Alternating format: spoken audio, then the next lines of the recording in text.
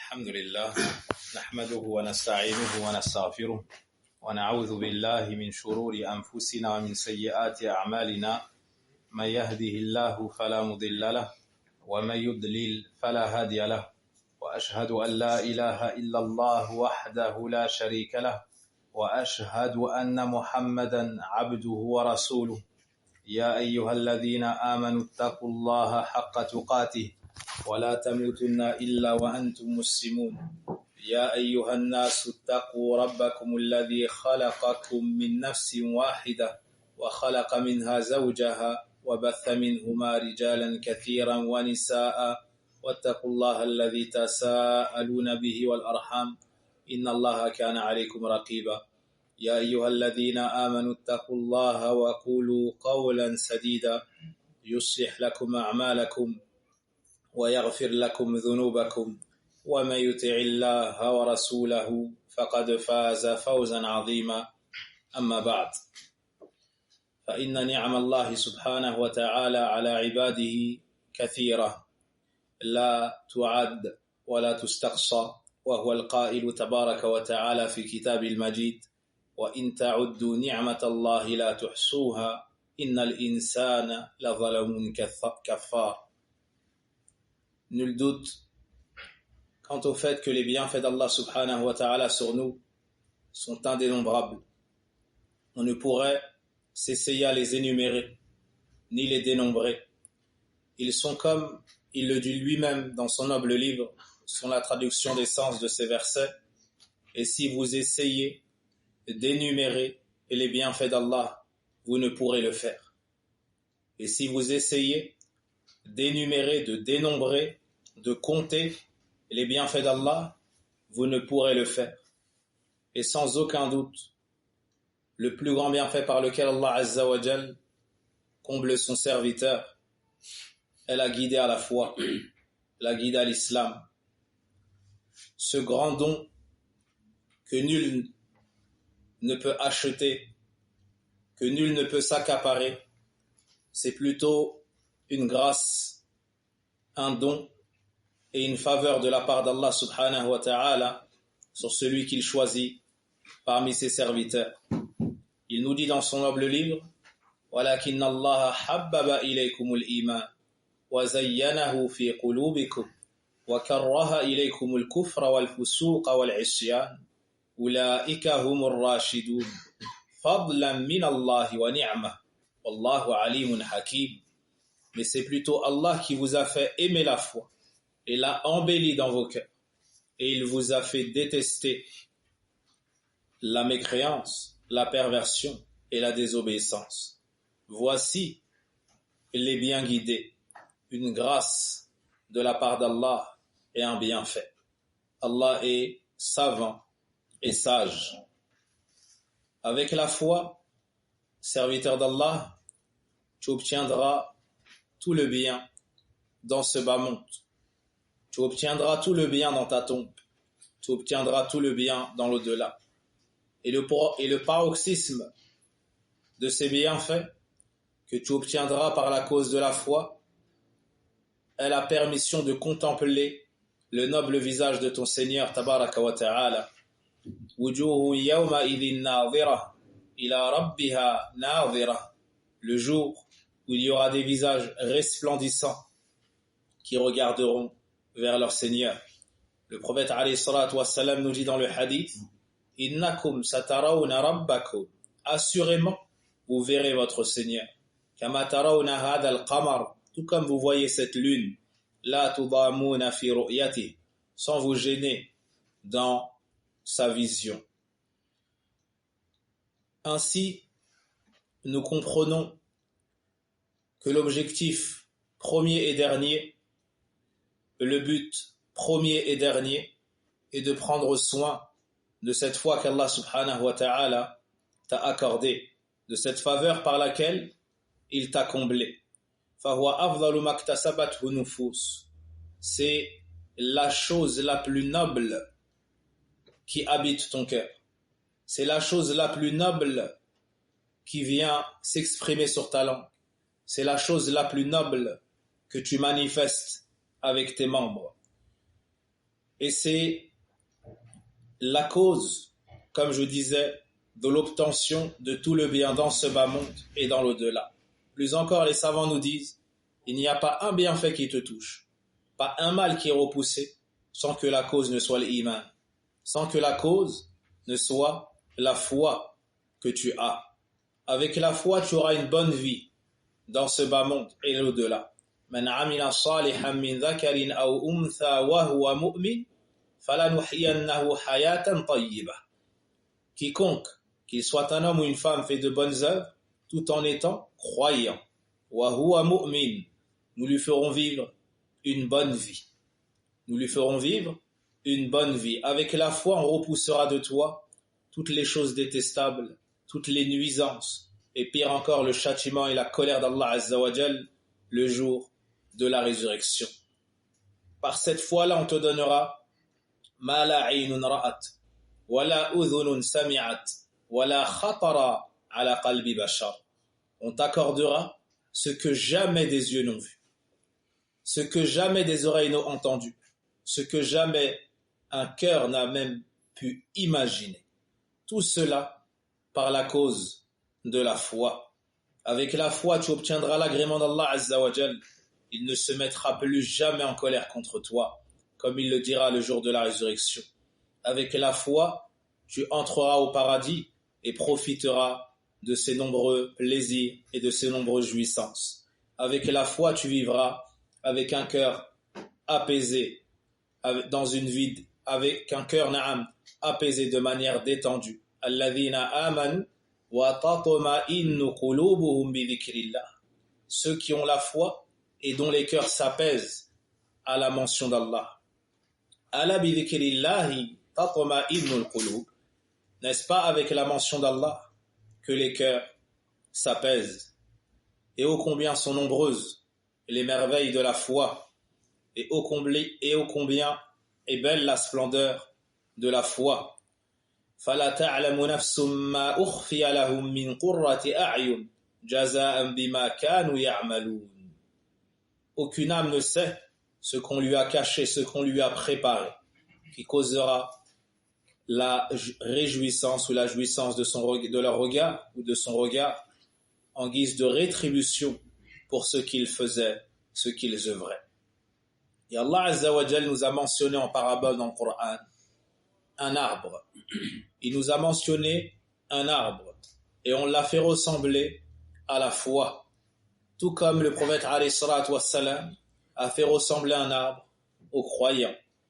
Et il a posé cette question aux Sahaba. Il y a un arbre, son exemple est tel le croyant. Alors les gens ont cherché de quel arbre il s'agissait. Et Abdullah ibn Omar avait en lui-même la réponse. C'était an-nakhla, c'était le palmier. Donc la foi est-elle un bel arbre, solide, fortement enraciné dans le sol, ses branches s'élançant vers le ciel, donnant à tout moment les meilleurs fruits. Cet arbre-là, on l'arrose, mais on ne l'arrose pas avec l'eau comme on arrose les arbres de ce bas monde.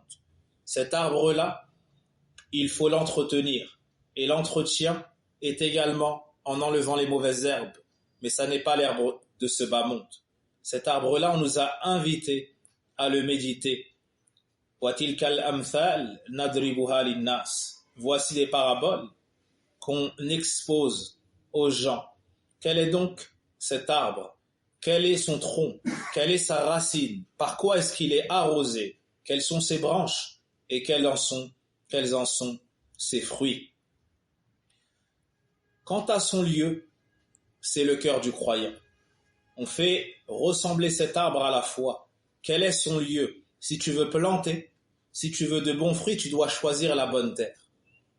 Sache que cet endroit dans lequel on plante cet arbre-là, dans lequel on met cette graine, c'est ton cœur.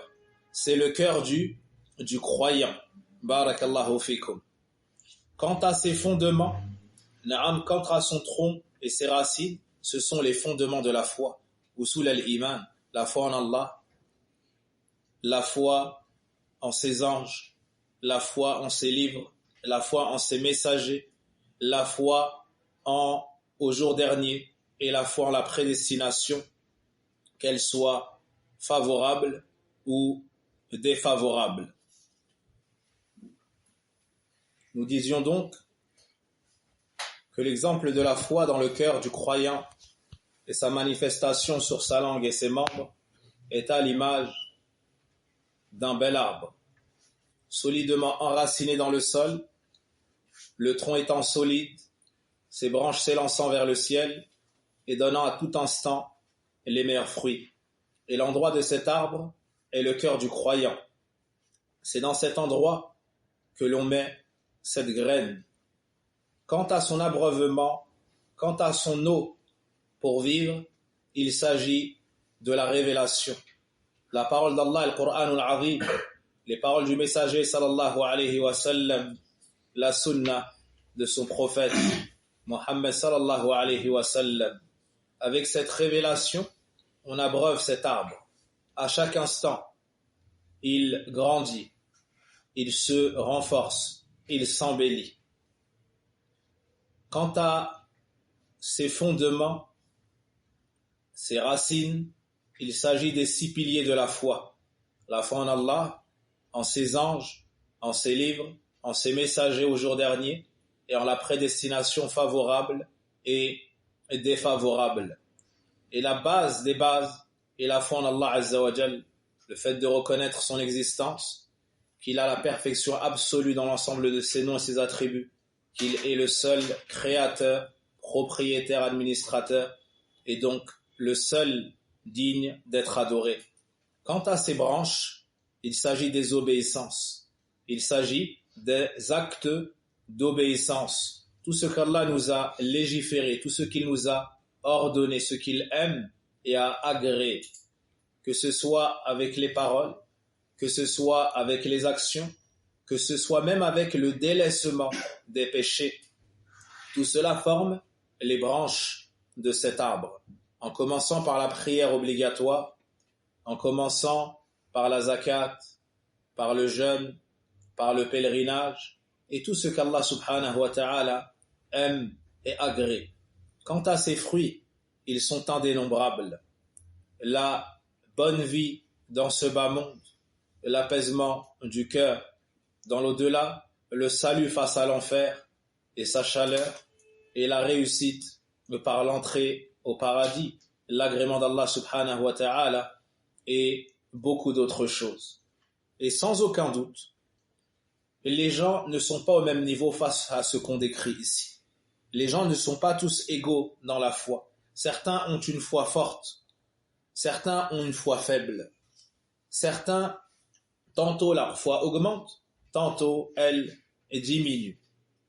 Et après avoir compris l'importance du sujet, il nous incombe à tous, car nous voulons le bien pour nos âmes, pour notre âme, d'étudier ce sujet. Dès lors que la foi augmente et diminue, il n'y a pas une chose désirée sans qu'Allah Azza wa Jal y ait frayé un chemin. Tu dois donc apprendre quelles sont les causes d'augmentation de la foi et quelles sont les causes de diminution. Et c'est une plainte qui s'est généralisée. Très souvent, on se dit mutuellement « j'ai une faiblesse de foi ». Naam, quelles sont les causes pour pallier à ce problème? Je sens en mon cœur un manque d'apaisement. Je sens dans ma salate un manque de recueillement. Je sens une faiblesse dans ma foi. Quelles sont les causes qui amènent à cela? Puis quelles sont les causes pour en sortir? Je passe par des moments où je sens le délice de la foi, où je sens que la foi augmente, où je prends du plaisir dans les adorations. Comment rester dans cet état-là? Comment le parfaire? Comment continuer sur ce chemin-là? Toutes ces questions sont récurrentes. On se les pose et on nous les pose. Il faut apporter des réponses à ce problème qui tend à se généraliser. En espérant qu'Allah subhanahu wa ta'ala ait pitié de nous, qu'il nous accorde l'aide et l'assistance afin de sortir de cette maladie et de rentrer dans les hauts degrés en foi pour obtenir dans l'au-delà les hauts degrés du paradis. Et la foi a de nombreuses causes qui la fortifie, qui la purifie, qui l'élève. La cause la plus importante, c'est l'apprentissage de la science religieuse. La cause la plus importante, c'est l'apprentissage de la science religieuse. La deuxième, c'est la lecture du Coran avec méditation. La lecture du Coran avec méditation. Tilawatul Coran bit tadabbur. La troisième cause, ma'rifatu asma'illahi al-husna ou ma'rifatullahi ta'ala bi asma'ihi al-husna wa sifatihi al-ula. La connaissance d'Allah. La connaissance d'Allah à travers ses noms parfaits et ses attributs complets. La quatrième cause, التأمل في محاسن الإسلام وكمال وجمال هذا الدين القويم. C'est le fait de méditer sur la splendeur de l'islam, sa beauté, sa perfection. Le fait de méditer sur la splendeur de l'islam, sa beauté et sa perfection.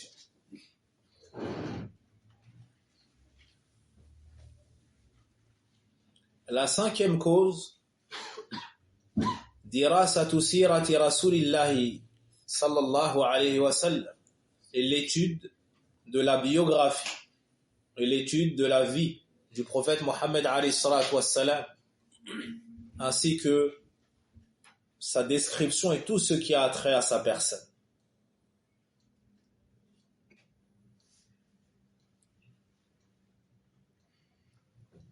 Ajoutons à cela dirasatu sirati as-salaf as-salih, le fait d'étudier et de lire la biographie des pieux prédécesseurs, en commençant par les compagnons, puis leurs successeurs, et tous ceux qui les ont suivis avec excellence jusqu'à nos jours.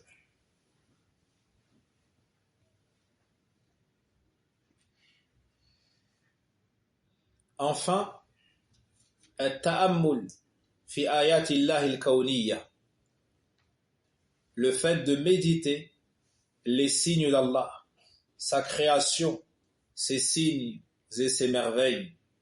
Tabaraka wa ta'ala. Ça fait combien de causes? 7 causes.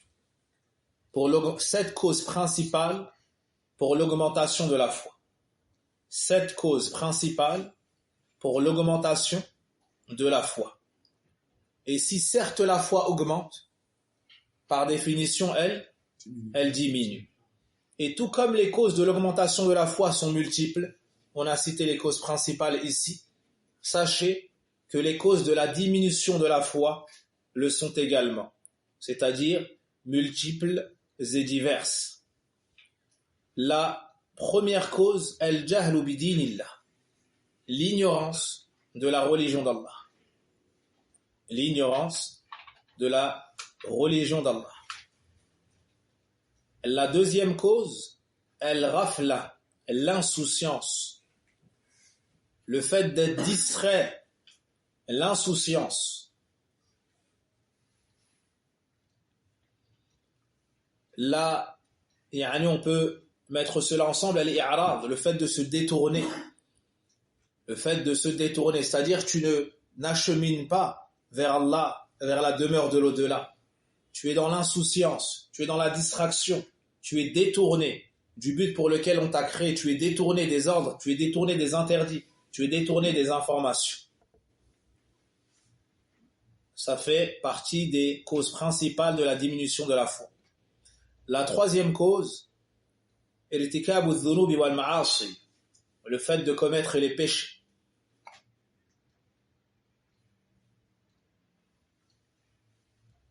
Irtikabu dhunubi wal ma'asi, le fait de commettre les péchés.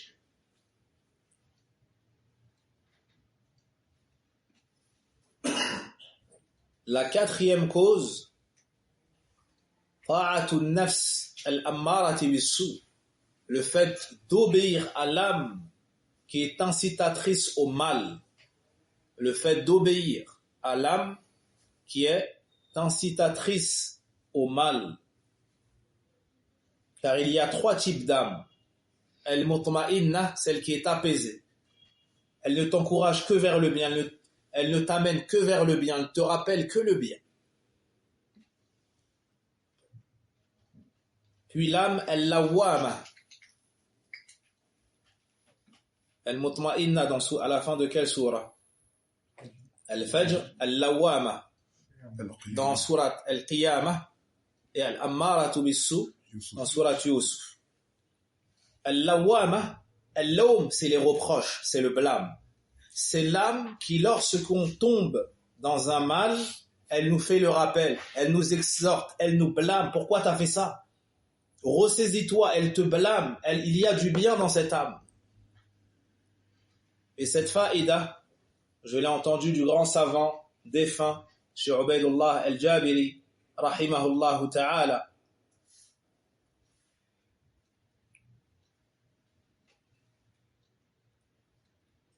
Donc le fait d'obéir à l'âme qui est incitatrice au mal. La cause suivante, mukhalatatu wa julusi ashab as-su, les mauvaises fréquentations. Le fait de se mêler, le fait de s'asseoir, le fait de fréquenter les pervers, le fait de fréquenter les gens des péchés, ceux qui exposent leurs péchés et invitent au péché, ceux qui détournent de la voie droite. Naam.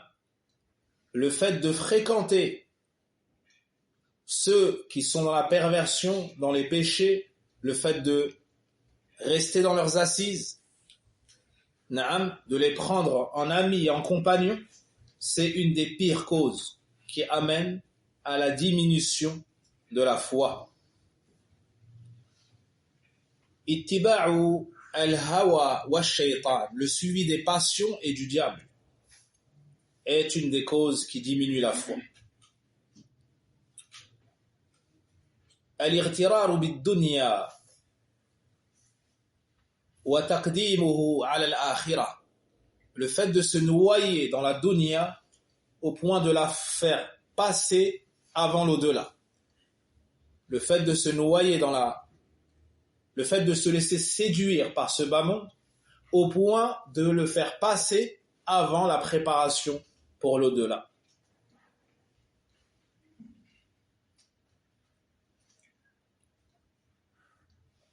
Et à ne pas s'y méprendre. Il ne s'agit pas de la dunya en soi. Ahl Sunnati wal Jama'a n'interdisent pas la dunya, ni les richesses, ni les plaisirs licites. Mais ils disent ce qu'Allah a dit dans le Coran, ce qu'a dit le prophète alayhi salatu wassalam dans la sunna, et c'est le wasatiyya, c'est le juste milieu. Nul blâme à celui qui amasse la dunya. Naam. Nul blâme à celui qui s'achète ce qu'il s'achète. Mais ce qui est visé ici, c'est lorsque tu en fais un but en soi au point que ça nuise ou que ça nuit à la préparation de ton au-delà, au point où ça te détourne de ton but, l'adoration d'Allah Azza wa Jal. Là, ça sera une cause de diminution de la foi et de blessures sur le cœur. Concrètement, al-iftitanu biha, le fait d'être tenté et troublé de tomber dedans. Je répète, au point où ça devient un but en soi et ça prend le dessus sur le but pour lequel Allah Azza wa Jal t'a créé, son adoration.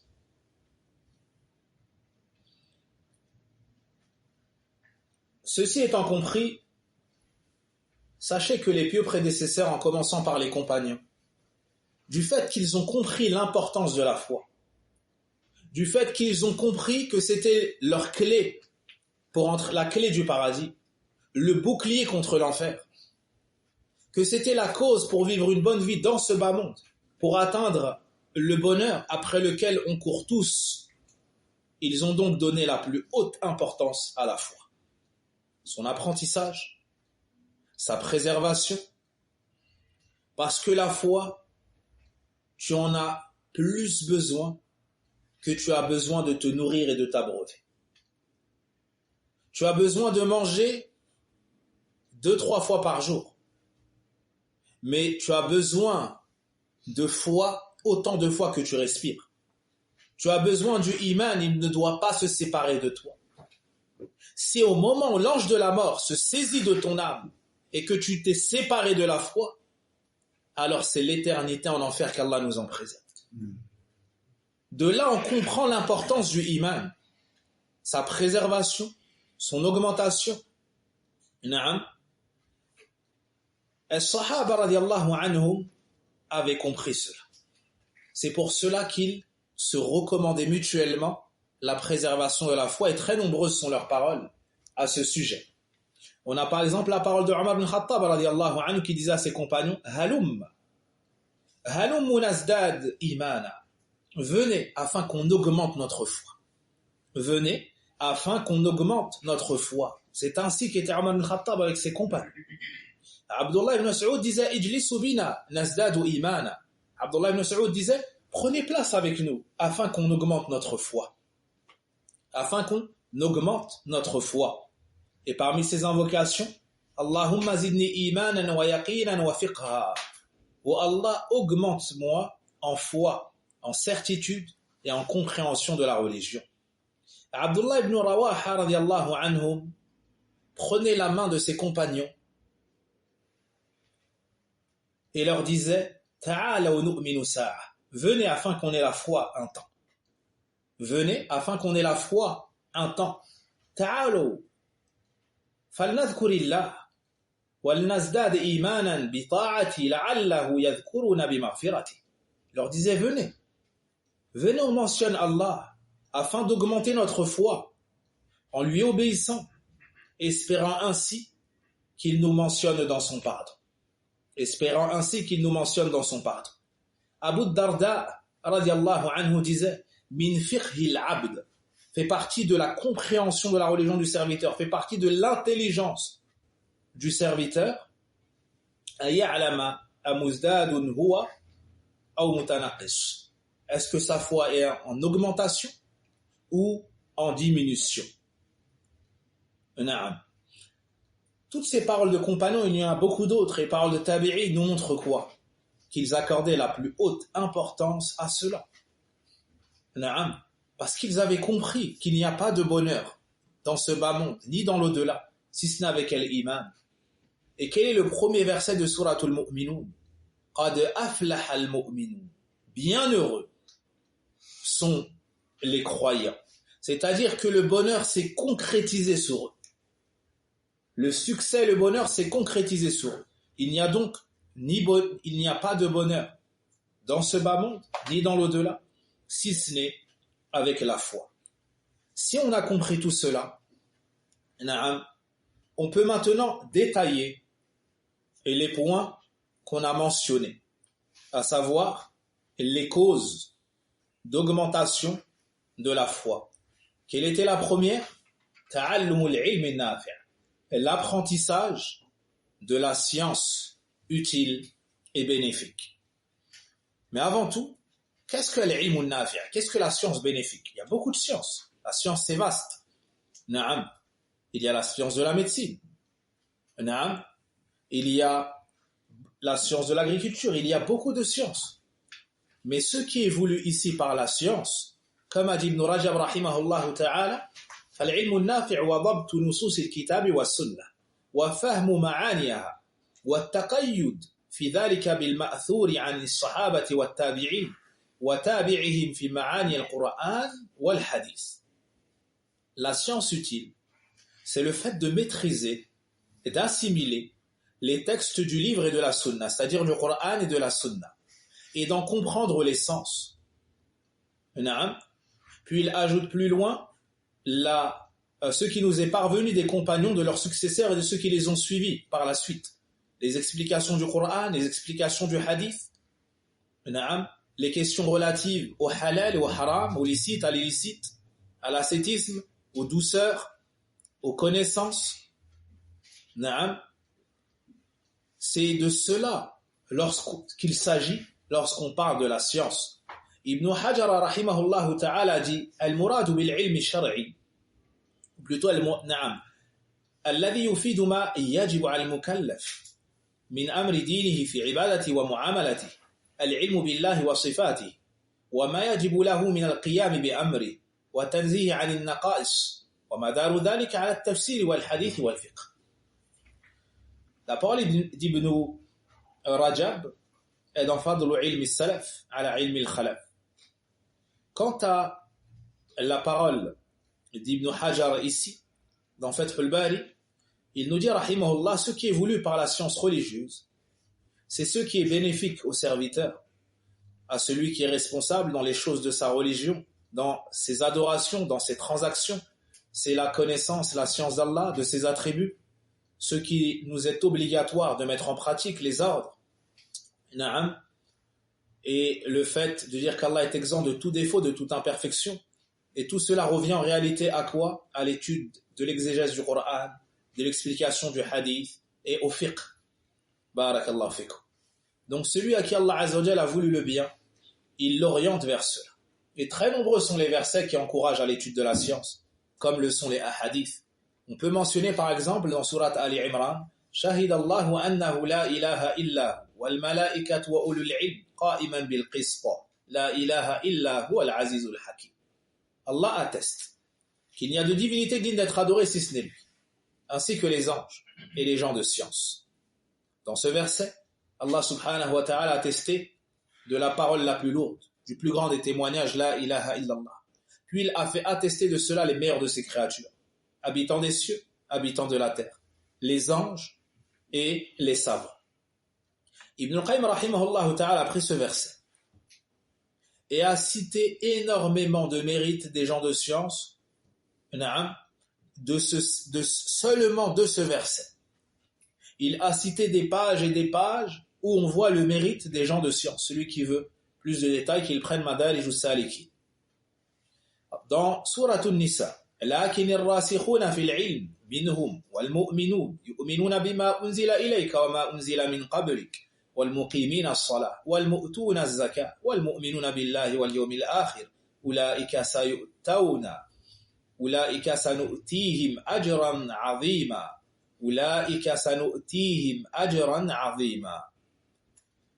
Mais ceux qui sont enracinés dans la science parmi eux, ainsi que les croyants, ceux qui ont foi en ce qui t'a été révélé, ainsi qu'à ceux qu'on a révélés avant toi, ceux qui accomplissent la prière, s'acquittent de la zakat, jusqu'à la fin du verset.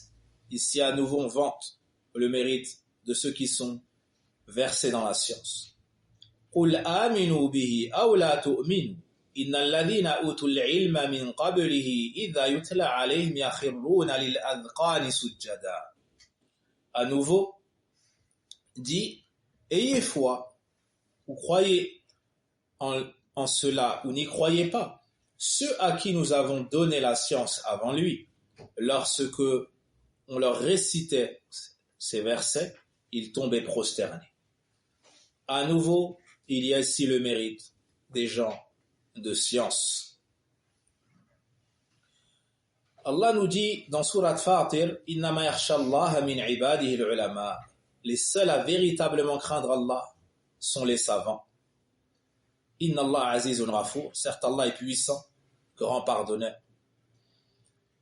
Dans Surat Al-Mujadilah, Yarfa'illahu alladhina amanu minkum walladhina utul ilma darajat. Allah élève ceux qui parmi vous ont la foi et ceux qui ont la science dans les hauts degrés. Wallahu bima ta'maluna khabir. Allah est parfaitement savant, ou plutôt informé de ce que vous faites. Quant à la sunna du prophète alayhi salatu wassalam, dans le hadith de Muawiyah radiyallahu anhu rapporté par Al-Bukhari Muslim, le prophète alayhi salatu wassalam a dit: Ma yuridillahu bi khayra yufaqihu fi din. Celui à qui Allah veut le bien, il l'instruit dans la religion. Abu Darda radiyallahu anhu nous rapporte le célèbre hadith du prophète alayhi salatu wassalam, rapporté par Abu Dawud, Tirmidhi, Ibn Majah et autres. Man salaka tariqan yatlubu fihi ilman salaka Allahu bihi tariqan min turuqil jannah. Celui qui emprunte un chemin pour lequel il recherche la science ou une science, Allah lui fera emprunter un chemin parmi les chemins du paradis. وَإِنَّ الْمَلَائِكَةَ لَتَضَعُ أَجْنِحَتَهَا لِطَالِبِ الْعِلْمِ رِضًا بِمَا يَصْنَعُ. Et certes, les anges abaissent leurs ailes sur l'étudiant en science en signe de satisfaction devant ce qu'il entreprend. وَإِنَّ الْعَالِمَ لَا يَسْتَغْفِرُ لَهُ مَنْ فِي السَّمَاوَاتِ وَمَنْ فِي الْأَرْضِ وَالْحِيتَانُ فِي جَوْفِ الْمَاءِ. Et certes, tout ce qu'il y a dans les cieux, la terre, jusqu'aux poissons dans les profondeurs de l'eau, demande le pardon d'Allah pour le savant. وَإِنَّ فَضْلَ الْعَالِمِ عَلَى الْعَابِدِ كَفَضْلِ الْقَمَرِ لَيْلَةَ الْبَدْرِ عَلَى سَائِرِ الْكَوَاكِبِ. Et certes, l'élévation, la suprématie du savant sur le dévot est telle le mérite de la lune lorsqu'elle est pleine sur l'ensemble des autres étoiles. وَإِنَّ الْعُلَمَاءَ وَرَثَةُ الْأَنْبِيَاءِ. Et certes, les savants sont les héritiers des prophètes. وَإِنَّ الْأَنْبِيَاءَ لَمْ يُوَرِّثُوا دِينَارًا وَلَا دِرْهَمًا وَإِنَّمَا وَرَّثُوا الْعِلْمَ. Et certes, les prophètes n'ont légué ni pièces d'or ni pièces d'argent, mais ils ont légué la science. فَمَنْ أَخَذَهُ أَخَذَ بِحَظٍّ وَافِرٍ. Celui qui l'a pris aura certes pris une énorme part. Donc ici, il y a un grand encouragement à apprendre la science. Naam. Il y a beaucoup d'autres hadiths. Tous ont en commun de nous montrer l'importance de la science, les nobles fruits. Et cette science-là, elle va augmenter la foi de multiples manières. Cette science, va augmenter la foi de multiples manières. L'imam al-Ajurri, rahimahullah ta'ala, a dit: إن الله عز وجل وتقدست أسماؤه اختص من خلق من أحب فهداهم للإيمان. Imam al-Ajurri rahimahullah ta'ala dit dans son introduction de Akhlaq al-Ulama, comportement des savants, certes Allah Azza wa Jal, que ses noms soient purifiés, a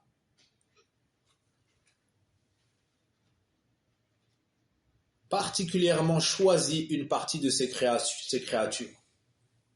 Il les a aimés et les a guidés à la fois. Il les a aimés et les a guidés à la fois. ثم اختص من سائر المؤمنين من أحب. Puis d'entre l'ensemble des croyants, il en a spécifié certains. Il en a spécifié certains. فتفضل عليهم.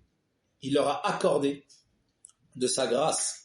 فعلمهم الكتاب والحكمة. Il leur a enseigné le livre et la sagesse. ووفقهم في الدين وعلمهم التأويل. وفقههم في الدين وعلمهم التأويل. Il les a instruits dans la religion, leur a enseigné l'explication du livre. وفضلهم على سائر المؤمنين. Il les a préférés, il les a élevés au-dessus de l'ensemble des croyants. Et cela à chaque époque, à chaque instant.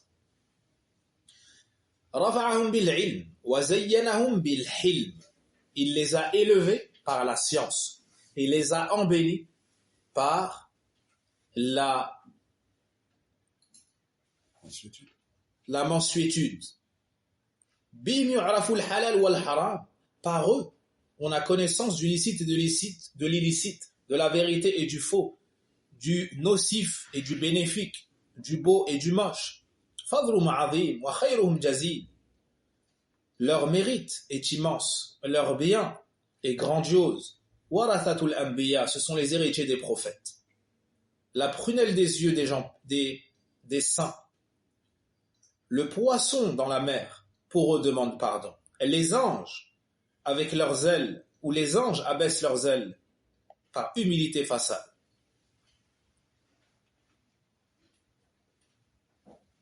Et le jour de la résurrection, ils seront juste après les prophètes pour intercéder.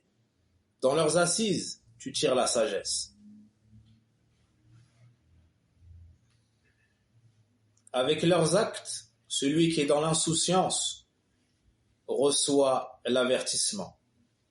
Ils sont meilleurs que les gens de l'adoration. Leur niveau est plus élevé que les gens de l'ascétisme. Leur vie, c'est un butin. Leur mort est un malheur. Ils rappellent celui qui est distrait. Ils enseignent à celui qui est ignorant. jusqu'à la fin de cette belle parole de l'imam al-Ajuri, rahimahullah ta'ala. Plus loin, il nous dit « Fahum sirajul ibad » ils sont les lanternes des serviteurs, les phares des pays, ceux qui maintiennent le droit dans la communauté, les puits, les sources de sagesse. Ils causent la rage du diable.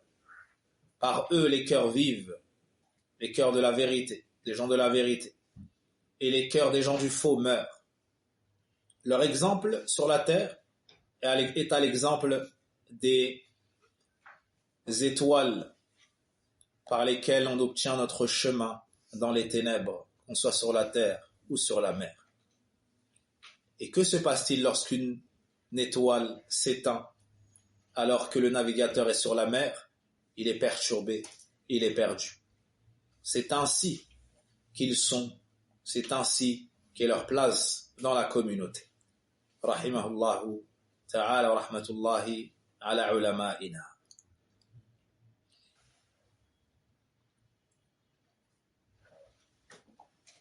Maintenant, mentionnons un point très important relatif à la science, c'est qu'Allah Azza wa Jal nous parle. Ce qui est voulu par la science, ikhwat al-iman, n'est pas la science pour l'apprentissage en soi seulement. Ce qui est voulu par la science, le but, c'est sa mise en pratique. Toute science religieuse qu'on apprend pour ne pas l'appliquer, c'est une insuffisance dans sa recherche. Et c'est un manque de sincérité dans son application. Plusieurs choses prouvent cela. Allah nous a créés pour son adoration. Ya ayyuhan nas u'budu rabbakum. Wa qala wa ma khalaqtul jinna wal insa illa liya'budun. Dans Sourate al-Baqarah, ô vous les gens, adorez votre Seigneur. Dans Sourate al-Dhariyat, et je n'ai créé les djinns et les hommes que pour qu'ils m'adorent. Naam. Aussi, l'action, c'est l'âme de la science. Dès lors qu'on n'agit pas, qu'on n'applique pas, qu'on ne se réforme pas, cette science est déshabillée de sa parure, de sa beauté. Innama yakhshallaha min ibadil ulama. Les seuls à véritablement craindre Allah sont les savants.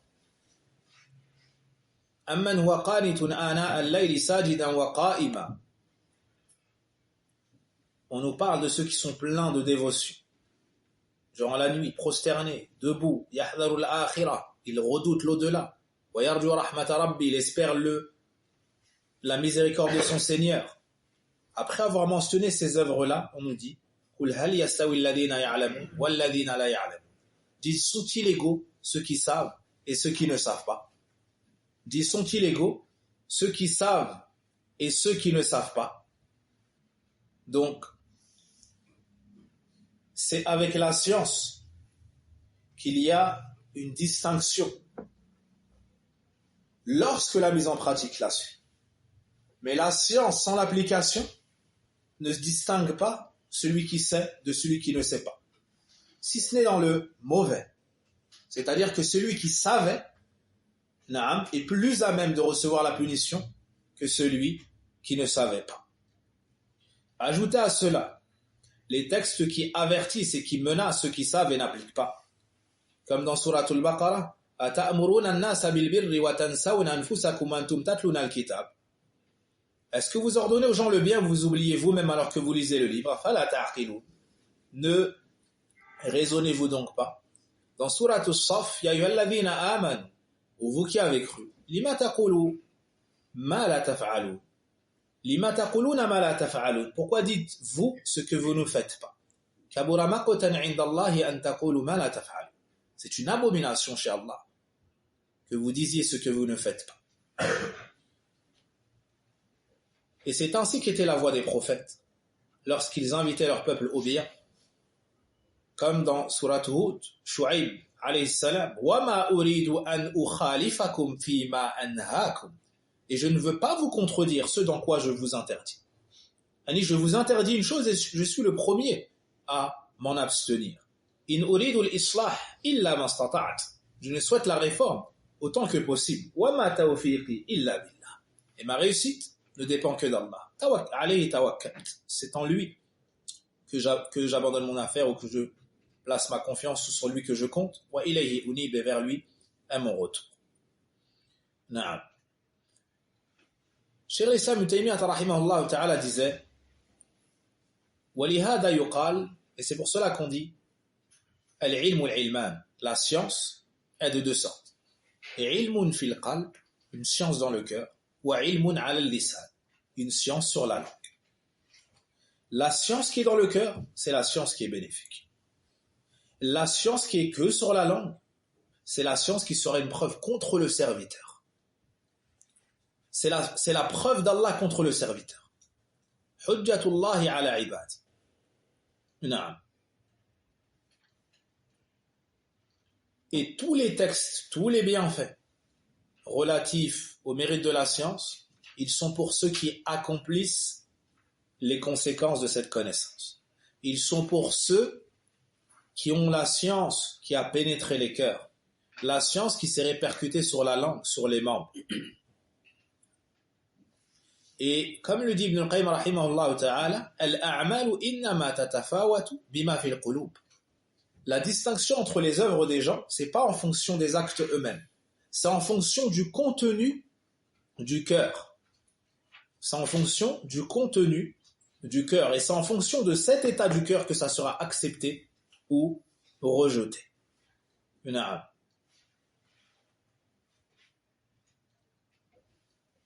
Passons à la lecture du Coran avec la méditation.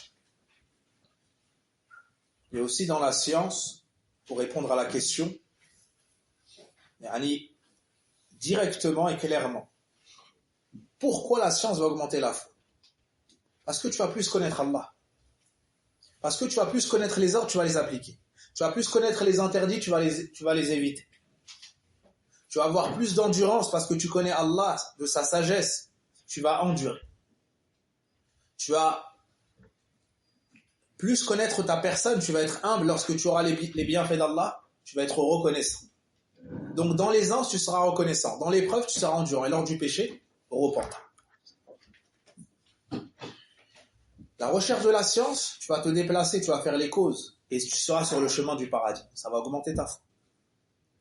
La recherche de la science, c'est aller dans le Coran, aller dans la Sunna. Et ça, c'est une adoration en soi. Donc, le chemin de la science regorge de causes d'augmentation de la foi. Barakallahu fikum. On a ensuite la lecture du Coran avec méditation. Parmi les plus grandes portes de science, il y a le Coran al-Azim. Et c'est une des plus grandes causes qui amène à l'augmentation de la foi, bien plus que vous pouvez le penser. Allah Azza wa Jalla a révélé son livre en tant que guide pour ses serviteurs, en tant que lumière, en tant que miséricorde. C'est une bonne nouvelle et c'est un rappel pour ceux qui veulent se rappeler et recherchent la vérité. Dans Suratul An'am, وَهَذَا كِتَابٌ أَنزَلْنَاهُ إِلَيْكَ وَهَذَا كِتَابٌ أَنزَلْنَاهُ مُبَارَكٌ. Et voici un livre que nous lui avons révélé. Il est béni. Il est béni. Dans Suratul An'am, وَهَذَا كِتَابٌ أَنزَلْنَاهُ مُبَارَكٌ فَاتَّبِعُوهُ وَاتَّقُوهُ لَعَلَّكُمْ تُرْحَمُونَ. Et voici un livre que nous lui avons révélé. Il est béni. À nouveau. Suivez-le et craignez. Ainsi obtiendrez-vous la miséricorde. وَلَقَدْ جِئْنَاهُمْ بِكِتَابٍ فَصَّلْنَاهُ عَلَى عِلْمٍ هُدًى وَرَحْمَةً لِقَوْمٍ يُؤْمِنُونَ. C'est une guidée, une miséricorde pour des gens ayant la foi.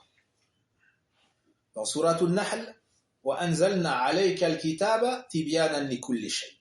Nous t'avons révélé le livre en tant qu'exposé pour toute chose. En tant qu'exposé pour toute chose. وَهُدًى وَرَحْمَةً وَبُشْرَى لِلْمُسْلِمِينَ. Guidée, miséricorde et bonne annonce, bonne nouvelle aux musulmans. Quant à la méditation du Coran, Allah Azza wa Jalla nous dit dans Surah As-Sad, Kitabun anzalnahu ilayka mubarakun liyadabbaru ayatihi wa liyatadhakkara ulul albab. Un livre que nous avons révélé sur toi, il est béni, afin qu'il médite ses versets, et que les gens doués d'intelligence se rappellent. Donc le Coran n'a pas été révélé pour sa simple lecture. Le Coran n'a pas été révélé pour sa simple lecture, mais il faut le méditer. Il nous faut le méditer. Barakallahu fikum.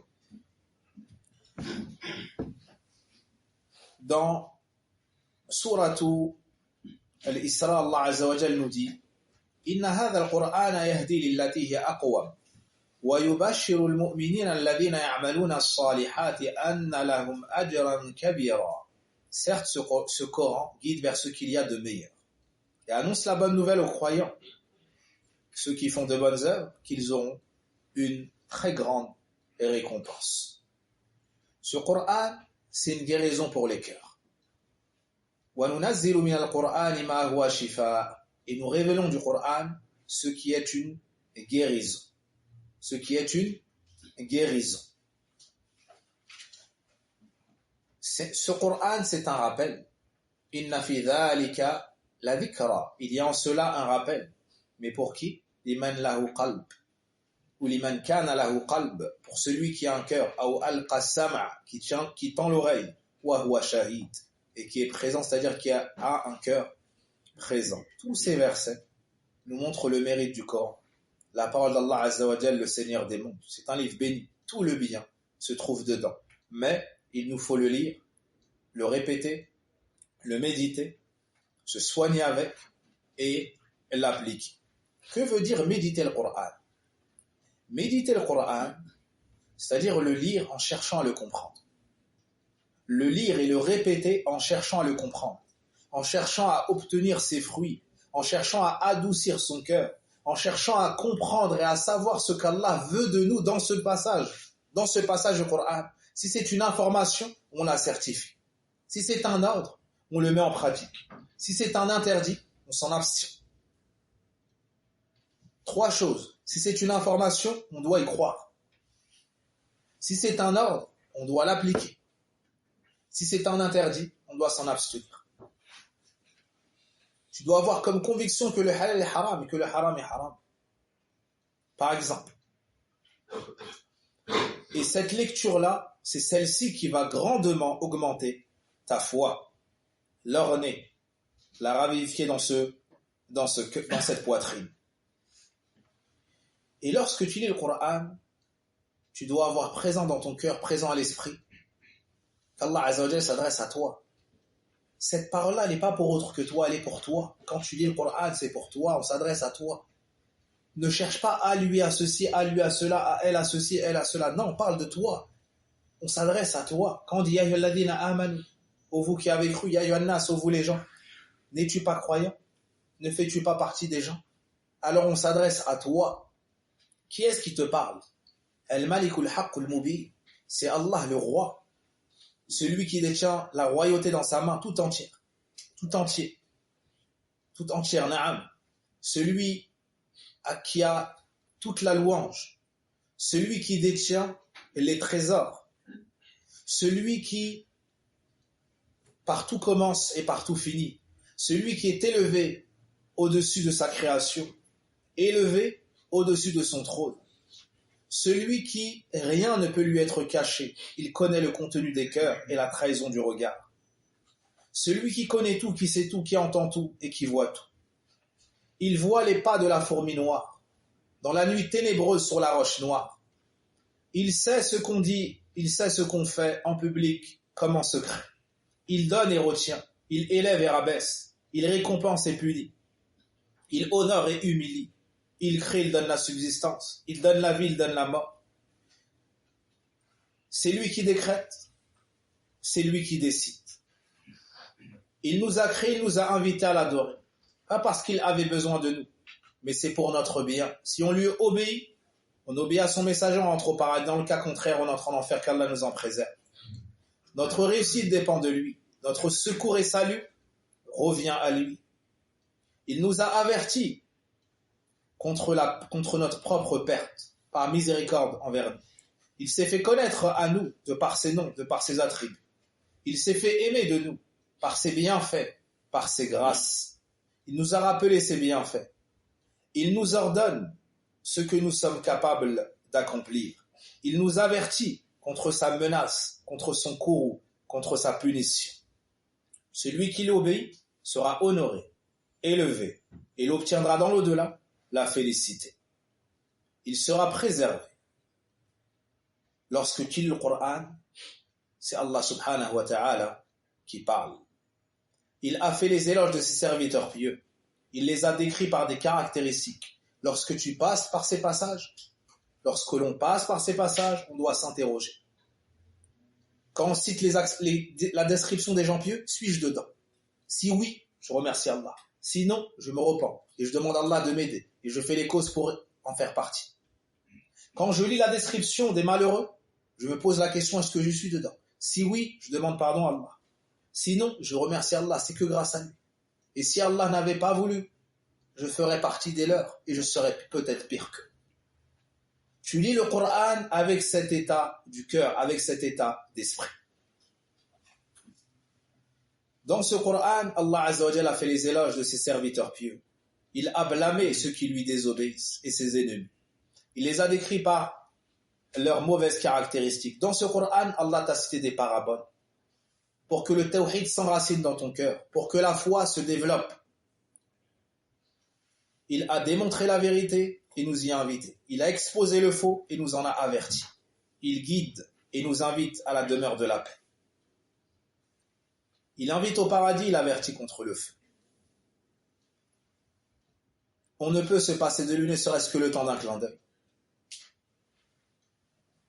Le riche est celui qu'Allah a enrichi. Le guidé est celui qu'Allah a guidé. Nul ne peut obtenir, ne serait-ce que le poids d'une petite fourmi de bien dans les cieux, sur la terre ou dans les mers, si ce n'est par sa permission, sa prédestination et sa faveur. Tu lis ce Coran et tu t'aperçois et tu vois le doux blâme qu'il adresse à celui qui lui désobéit. Tu lis ce Coran et tu vois qu'Allah ne ferme pas la porte aux pécheurs. Allahu Akbar. Tu vois qu'il est plutôt doux et affectueux. On lui désobéit, mais il nous appelle, il nous invite. C'est celui qui pardonne les erreurs et qui expie les fautes. Il accepte l'excuse et il réforme celui qui s'est égaré. Il préserve son serviteur et lui accorde le secours. C'est lui qui nous garantit tout ce dont nous avons besoin pour vivre. Et c'est lui qui nous secourt lors de nos difficultés. Celui qui ne manque jamais à sa promesse. Puis si, après nous avoir montré le chemin, si après nous avoir excusé, on ne revient pas à lui, il déverse sur nous ses bienfaits pour qu'on l'aime davantage et qu'on revienne à lui. Si on ne revient pas à lui, il nous fait peur. On met le malheur sur notre chemin pour qu'on se repente. On se brise, on se fragmente devant lui. Pour qu'on revienne à lui, repentant, rabaissé, humble, demandant le pardon. Il se fait aimer de ses serviteurs. Comment, après cette lecture du Coran, Allah Azza wa Jalla ne pourra pas être celui qu'on aime par-dessus tout? Comment, après avoir lu ce Coran, on ne pourrait pas augmenter cette foi? Comment, après avoir lu le Coran, on n'aurait pas l'envie de se séparer de ce qui cause notre perte dans ce bas monde, dans notre tombe et dans l'au-delà, sa désobéissance? Celui qui lit le Coran, sa foi va augmenter jusqu'à ce qu'il aura l'impression que son cœur va s'envoler. Jubayr ibn Mut'im n'était pas musulman. Le prophète alayhi salatu wassalam, un soir, dans la prière du Maghrib, il récite Surat al-Tur. Et il entend Am khuliqu min ghayri shay'in am humul khaliqun. Ont-ils été créés à partir de rien ou sont-ils eux-mêmes leurs propres créateurs? Il dit Kada qalbi an yatir. Mon cœur a failli s'envoler. Allahu Akbar. Il n'est pas musulman. Il n'est pas musulman. Il entend le Coran. C'est un arabe qui comprend les sens. il nous dit « Mon cœur a failli s'envoler ». Et c'est la première fois que la foi a pénétré son cœur. Il a médité et il est arrivé au résultat qu'Allah c'est le seul créateur, c'est donc le seul qui mérite l'adoration. Et il a délaissé l'adoration des fausses divinités. Une fois, un instant, la méditation du Coran, regardez son effet. Le prophète alayhi salatu wa salam revient de Taïf. Il prie la nuit. Des djinns viennent de Nasibin et ils écoutent la lecture du prophète alayhi salatu wa salam. Ils se convertissent à l'islam. Pas de limite entre l'humain et le djinn. Allahu Akbar. Ils ont entendu le Coran, ils se sont convertis à l'islam. Puis, ils sont repartis dans leur peuple et les ont invités au tawhid. Ya qawmana inna sami'na kitaban. Oh, mon peuple, oh notre peuple, on a entendu une lecture qui a été révélée après Moussa. Et les ont invités au tawhid, ils ont invité à l'islam, ils se sont convertis à l'islam. Mais toi, t'es un musulman. Toi, t'es un musulman. L'amour d'Allah habite ton cœur, la crainte d'Allah habite ton cœur, l'espoir en Allah habite ton cœur. Tu n'adores nul autre que lui, ton front se prosterne pour personne en dehors de lui. Tes mains, tu ne les lèves vers personne si ce n'est lui. Quel effet aura le Coran sur ton cœur si tu t'assieds? Tu dis A'udhu billahi minash shaytanir rajim, t'astaques, tu nettoies les dents, tu te diriges vers la qibla, tu prends le livre et tu te rappelles que c'est la parole d'Allah Azza wa Jalla et que chaque ordre il s'adresse à toi, chaque interdit il s'adresse à toi, chaque information c'est pour toi. Quelle lecture tu auras du Coran?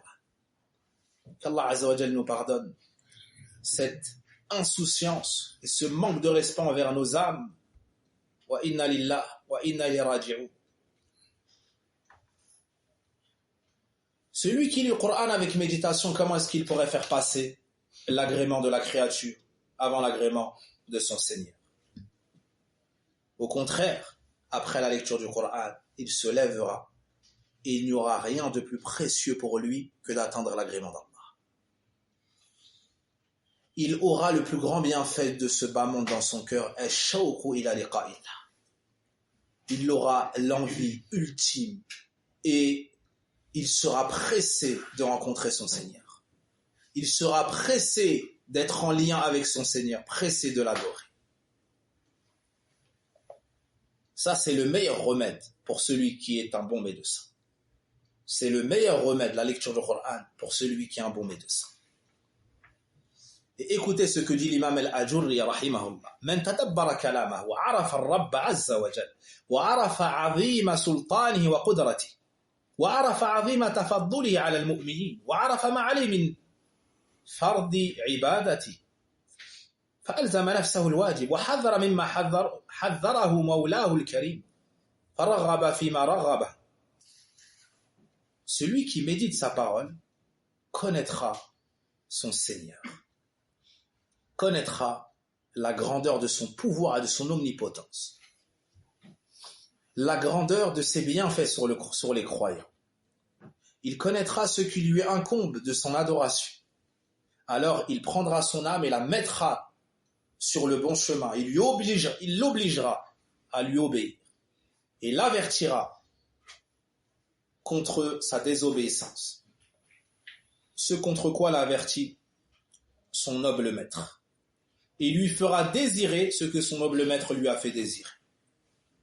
Celui qui est dans cet état, lors de la lecture du Coran et lors de son écoute, écoutez, كان القرآن له شفاءً فاستغنى بلا مال وعز بلا عشيرة وأنس مما استوحش منه غيره وكان همه عند التلاوة للسورة إذا افتتحها متى أتعظ بما أتلو ولم يكن مراده متى أختم السورة وإنما مراده متى أعقل عن الله الخطاب ومتى أزدجر ومتى أعتبر لأن تلاوة القرآن عبادة ولا تكون بغفلة والله الموفق لذلك. Celui dont la lecture du Coran est comme nous l'avons décrit ici, et lors de son écoute, le Coran sera pour lui une guérison. Et il sera devenu riche sans argent. Il sera devenu puissant sans tribu. il obtiendra la compagnie face à ceux qui rend esseler les autres. Certaines personnes ne supportent pas d'être seules, et lui, il aura la meilleure compagnie lorsqu'il lira le Coran. Son but, lorsqu'il lira la sourate du Coran, dès lors qu'il l'ouvrira, dès lors qu'il la commencera, son but sera quand est-ce que l'exhortation pénétrera mon cœur. Quand est-ce que je tirerai des leçons devant ce que j'ai lu, de ce que j'ai lu. Et son but ne sera pas quand est-ce que je vais arriver à la fin de la sourate. Son but ne sera pas quand est-ce que je vais arriver à la fin de la sourate. Son but sera quand est-ce que je vais comprendre ce qu'Allah me dit ici.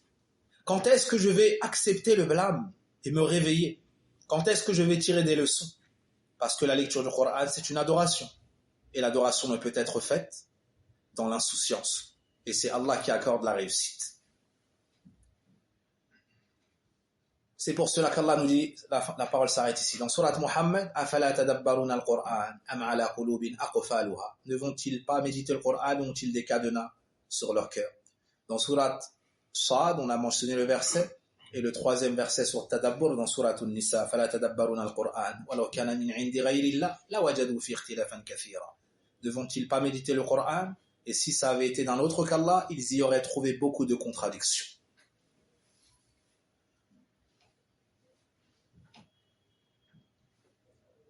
De ne pas méditer le Coran, c'est une cause d'égarement. De ne pas méditer le Coran, de ne pas s'attacher au Coran, c'est une des plus grandes causes d'égarement. Dans Surat Al-Mu'minun, Allah Azza wa Jal nous cite la cause qui a emmené les gens de l'enfer en enfer. قَدْ كَانَتْ آيَاتِ تُتْلَى عَلَيْكُمْ. Mes versets vous étaient récités. فَكُنْتُمْ عَلَى أَعْقَابِكُمْ تَنْكِصُونَ. Mais vous rebroussiez chemin sur vos talons mustakbirin. Vous vous enorgueillissez face au Coran. سَامِرًا تَهْجُرُونَ. أَفَلَمْ يَدَّبَّرُوا الْقَوْلَ. Écoutez, après tout ça, n'ont-ils pas médité la parole? C'est-à-dire, s'ils avaient médité le Coran, ils auraient été guidés. Ils auraient été guidés. أَمْ جَاءَهُمْ مَا لَمْ يَأْتِ آبَاءَهُمُ الْأَوَّلِينَ. Ou bien leur est-il venu ce que leurs ancêtres n'avaient pas reçu?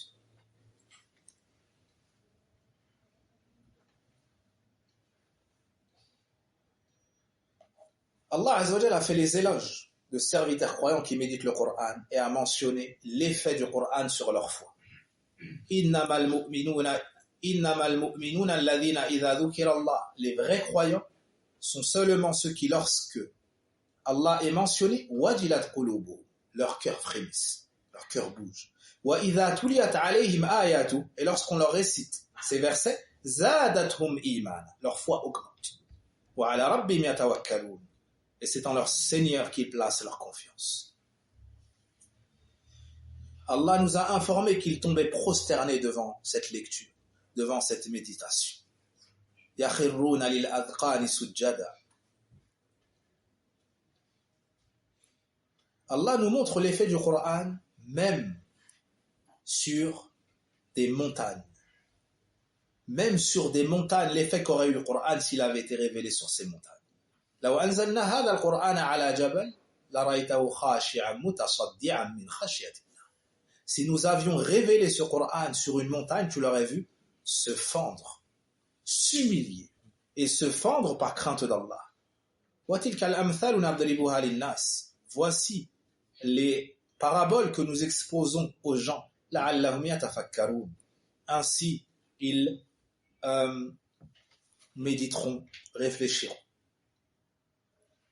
Ce Coran, c'est le meilleur récit. Allah nazzala ahsan al-hadith. Allah a révélé le meilleur récit. Naam. Allah subhanahu wa ta'ala a même blâmé ceux qui, à l'écoute du Coran, ne tombent pas dans le recueillement. Alam ya'ni lillah, ou plutôt, Allah azza wa jalla a blâmé naam, le fait de ne pas s'humilier et gagner en humiliation suite à l'écoute du Coran. Et il nous a avertis contre le fait de ressembler à ceux qui ont fait scission avec la voix d'Allah et de son message. Alam ya'ni lilladhina amanu an tasha'a qulubuhum li dhikrillah. Le temps n'est-il pas venu que les cœurs s'humilient à la mention d'Allah? Wa ma nazala min al-haqq. et à ceux qu'il a révélés de la vérité. Et qu'ils ne soient pas à l'image de ceux qui ont reçu le livre avant.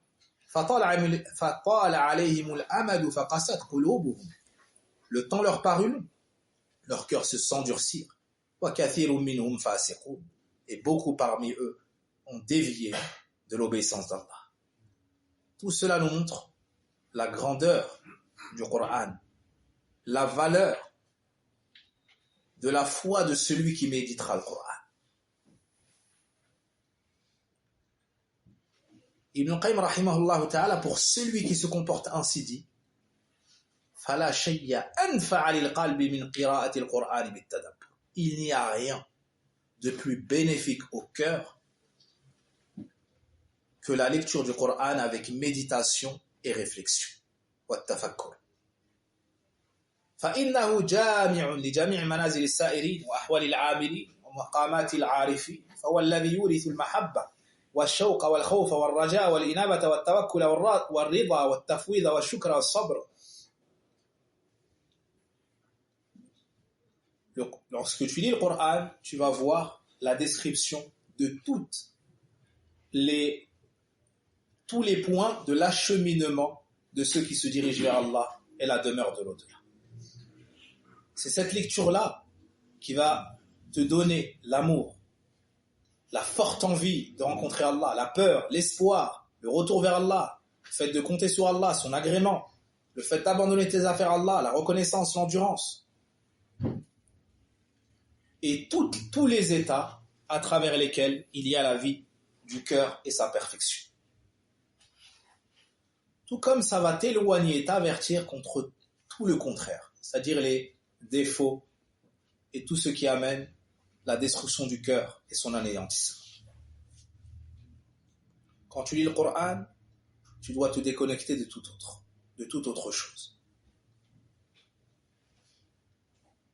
Et à ce moment-là, véritablement, le Coran sera une guérison pour ton cœur. Et si tu passes par un verset qui est en relation avec ta situation et que tu as besoin de ce verset pour te soigner, alors répète-le. Répète-le. Arrête-toi dessus, médite-le. Ibn Qayyim te dit même si pour cela il faut le répéter 100 fois. Même si pour cela il te fasse le répéter, il te faille le répéter 100 fois. Même si tu dois passer toute la nuit avec ce verset-là. Parce que c'est ça le but. C'est ça le but de la lecture du Coran. Puis il te dit de lire un seul verset que tu médites, que tu réfléchis, est meilleur que de finir le Coran entièrement sans l'avoir médité. Et cela appelle plus à obtenir la foi et son délice. Barakallahu fikum. Les ennemis de l'islam ont compris que ce Coran était la guérison, était la guidée. Et cela depuis l'époque du prophète alayhi salatu wassalam. C'est pour cela qu'ils ont dit وَقَالَ الَّذِينَ كَفَرُوا لَا تَسْمَعُوا لِهَذَا الْقُرْآنِ وَالْغَوْا فِيهِ لَعَلَّكُمْ تَغْلِبُونَ. Et ceux qui ont mécru ont dit n'écoutez pas ce Coran et faites du bruit durant sa lecture afin d'obtenir afin de l'emporter. Afin de l'emporter. Ils ont compris que si on s'accroche à ce Coran-là, on obtiendra la réussite. Donc le Coran est une grande cause pour renforcer la foi, de plein de points de vue, comme a dit Ibn Sa'di rahimahullah ta'ala, lorsqu'il dit la simple lecture des versets, c'est une cause d'augmentation. Car il y a les informations les plus véridiques, les jugements les plus bons. Il obtient donc beaucoup de bien dans sa foi. Que dire alors celui qui sait bien méditer le Coran et celui qui comprend ses secrets, ses trésors? Puis à nouveau le rappel, mais il faut que cette lecture soit la lecture de celui qui souhaite appliquer le Coran, pas une simple lecture. Comme a dit le prophète alayhi salatu wa salam, wal Qur'anu hujjatun laka wa alayk. Le Qur'an est une preuve pour toi ou contre toi. Astaghfirullah wa atubu ilayh. Il dit également, inna Allah yarfa'u bi hadha al-kitabi aqwaman wa yadh'u bi akharin. Certes, Allah par ce livre va élever certaines personnes et en rabaisser d'autres. C'est une preuve pour toi s'il augmente ta foi et tu le mets en pratique. C'est une preuve contre nous si on ne l'applique pas et on le délaisse. Écoutez cette belle parole de Hassan al-Basri au sujet de la méditation du Coran. Ama wallah ma huwa bihifdhi hurufihi wa idha'ati hududi. Il jure par Allah. Il dit, ça n'est pas par la mémorisation de ses lettres et le délaissement de ses limites. Hatta inna ahadahum la yaqul, à un point tel que l'un d'eux, c'est-à-dire les lecteurs du Coran, disent, l'un d'eux dit, laqad qara'tu al-Qur'ana kullahu fama asqattu minhu harfa. J'ai lu tout le Coran, c'est-à-dire par cœur, de l'Fatiha jusqu'à Nas, et j'ai pas fait tomber une seule lettre. Je me suis pas trompé une seule fois. Écoutez ce que dit le Hasan al-Basri, wa qad wallahi asqatahu kullahu ma yura lahu al-Qur'an fi khuluqin wala amal. Il dit, alors qu'au contraire, je jure par Allah qu'il a fait tomber tout le Coran. On ne voit pas sur lui le Coran, ni dans son comportement, ni dans ses œuvres.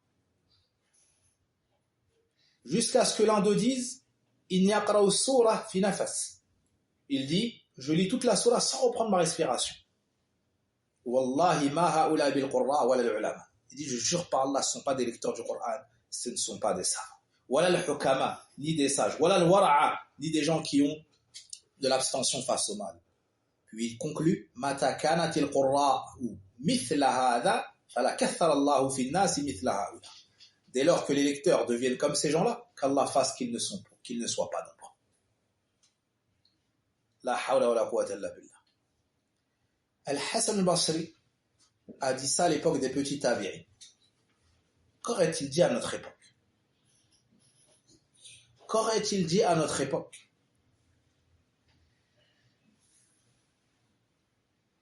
Non.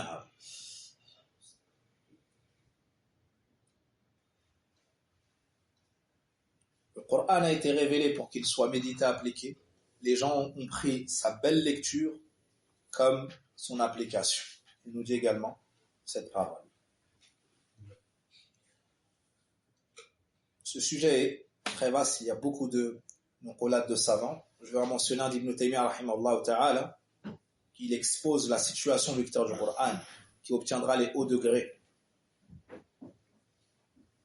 Constamment, il réfléchit au sens du Coran. Il médite ces mots. Et il trouve la suffisance, à travers la méditation du Coran, ses sens, il trouve la suffisance dans ça, aux dépens de la parole des autres. Il se concentre sur la parole d'Allah. Il voit qu'il n'a pas besoin de la parole des autres. Naam.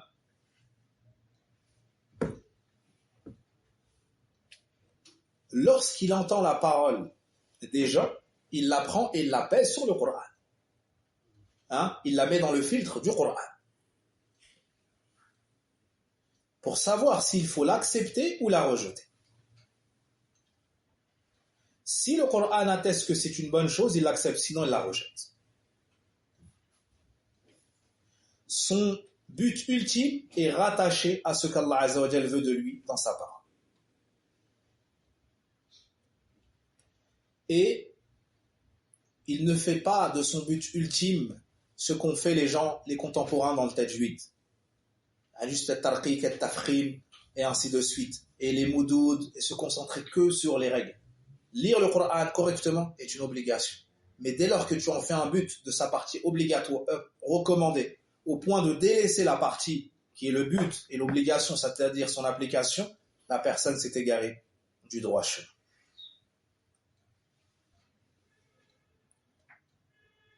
Donc il nous faut savoir comment on tire profit du Coran lors de sa lecture et lors de son écoute. Il faut lire avec un cœur présent. Il faut chercher à comprendre et savoir c'est la parole de qui. Barakallahu fikum.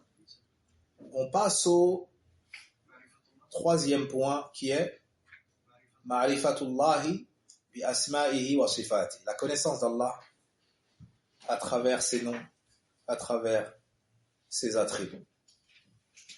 La connaissance d'Allah subhanahu wa ta'ala à travers ses noms, à travers ses attributs, c'est le grand délice des connaisseurs.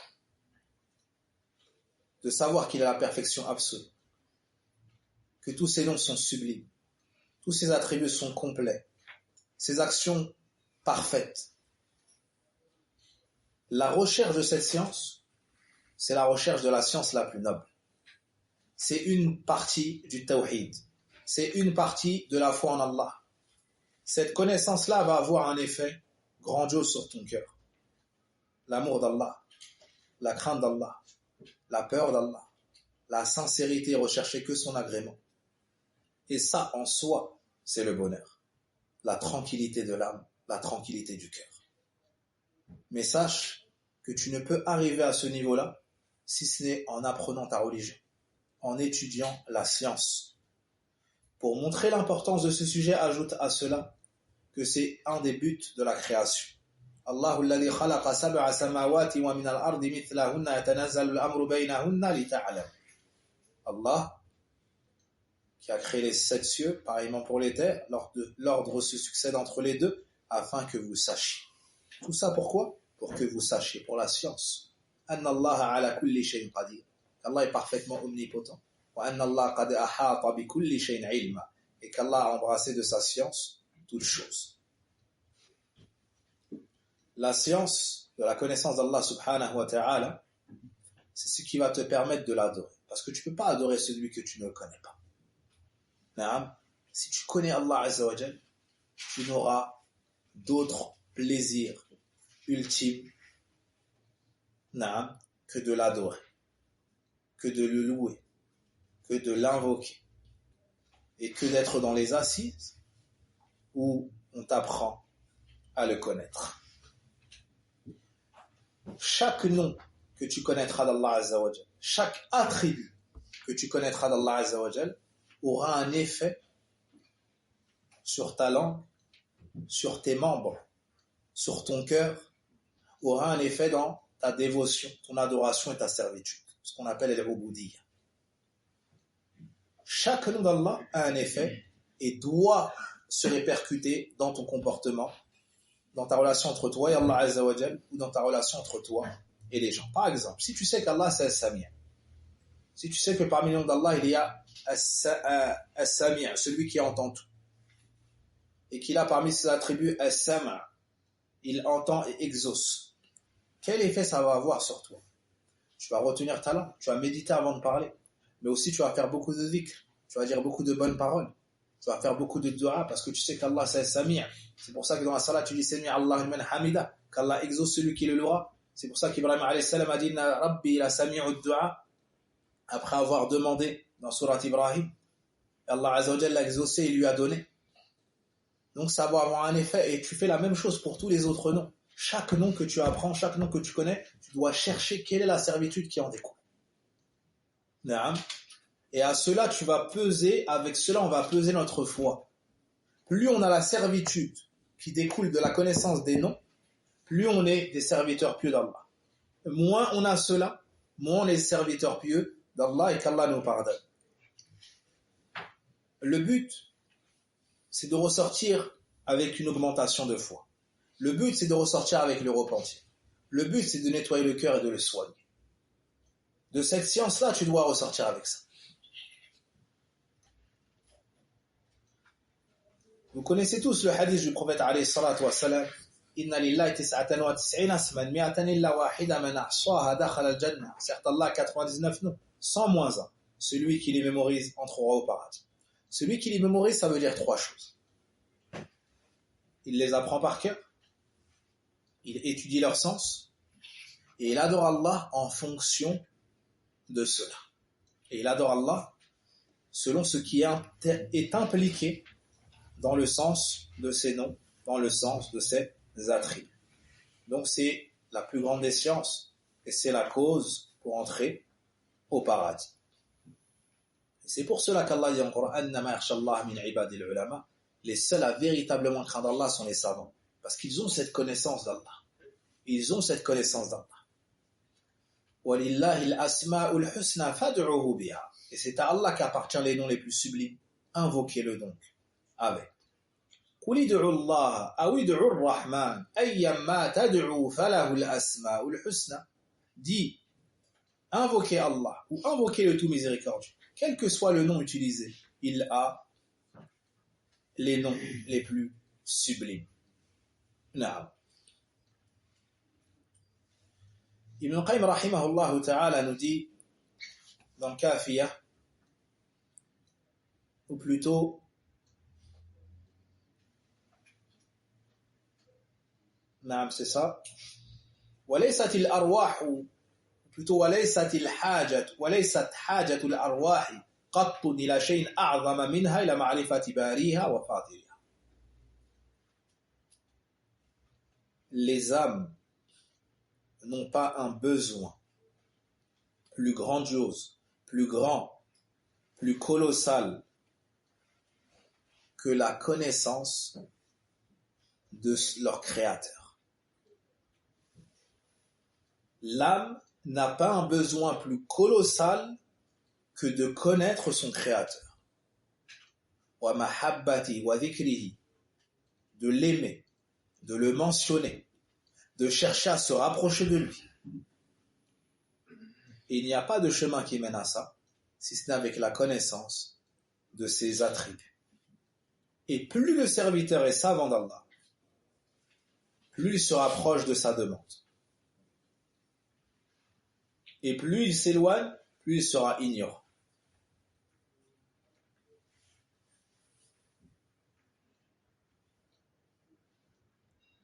Et plus il sera détestable auprès d'Allah Azza wa Jalla. Et la place qu'Allah va te donner, c'est la place que toi tu auras donnée à Allah Azza wa Jalla. Sa parole s'arrête ici.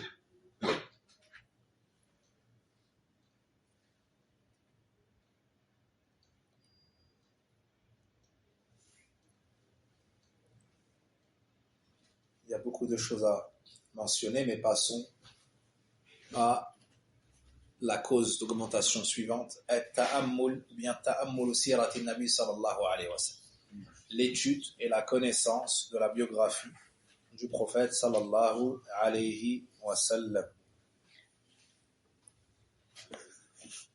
Parmi les grandes causes d'augmentation de la foi, il y a l'étude de la biographie du prophète alayhi salatu wa sallam. Et de savoir ce sur quoi il était, comme parfaite description, comme noble comportement, comme madha, comme bon caractère. Allah Azza wa Jal l'a choisi d'entre les meilleurs des meilleures créatures. Il l'a élu et il en a fait un prophète et un messager. Il l'a envoyé après une longue interruption d'envoi de prophètes. Il lui a ordonné de faire sortir les serviteurs des ténèbres vers la lumière, de l'ignorance vers la science, du polythéisme vers le monothéisme. Il a donc transmis le message de la meilleure manière. Il s'est sacrifié afin que cet islam nous parvienne de la manière la plus parfaite, la plus pure, inaltérée. Celui qui lui obéit entre au paradis, celui qui lui désobéit entre en enfer. Et l'humiliation a été décrétée à tous ceux qui contredisent son ordre et sa voie. Il n'y a pas de chemin qui mène à Allah, à la félicité, au paradis et au salut, si ce n'est le sien. Et celui qui prétend qu'il peut se passer de sa voie n'a pas d'islam. Ibn Qayyim rahimahullah ta'ala nous dit وَمِنْ هَا هُنَا تَعْلَمُ اضْطِرَارَ الْعِبَادِ فَوْقَ كُلِّ ضَرُورَةٍ إِلَى مَعْرِفَةِ الرَّسُولِ صلى الله عليه وسلم وما جاء به. À partir de là, tu comprends le besoin crucial des serviteurs au-dessus de tout besoin quant à la connaissance du messager de ce avec quoi il nous est venu, de certifier ses informations, d'obéir à ses ordres, car il n'y a pas de chemin qui mène au bonheur, à la réussite, au salut, dans ce bas monde, ni dans l'au-delà, si ce n'est en suivant les messagers. Et il n'y a pas de chemin qui mène à la connaissance du bon et du mauvais de manière détaillée, si ce n'est par leur chemin. Et tu ne peux obtenir l'agrément d'Allah, si ce n'est par leur chemin. Les bonnes œuvres, bonnes paroles, bon comportement ne sont que sur leur chemin. Et c'est sur eux qu'on va peser les paroles, les actions, les comportements. Est-ce qu'elles sont bonnes ou mauvaises? Et par leur suivi se distinguent les gens de la guidée des gens de l'égarement. Donc, le caractère indispensable des messagers est plus grand que le besoin qu'a le corps face à son âme. Allahu Akbar. Tu as plus besoin du messager sallallahu alayhi wa sallam et de la connaissance de sa voix que ton corps a besoin de son âme, que ton œil a besoin de lumière, de sa lumière, que ton âme a besoin de sa vie. Et tout besoin indispensable que tu peux imaginer, sache que ce besoin l'est encore plus.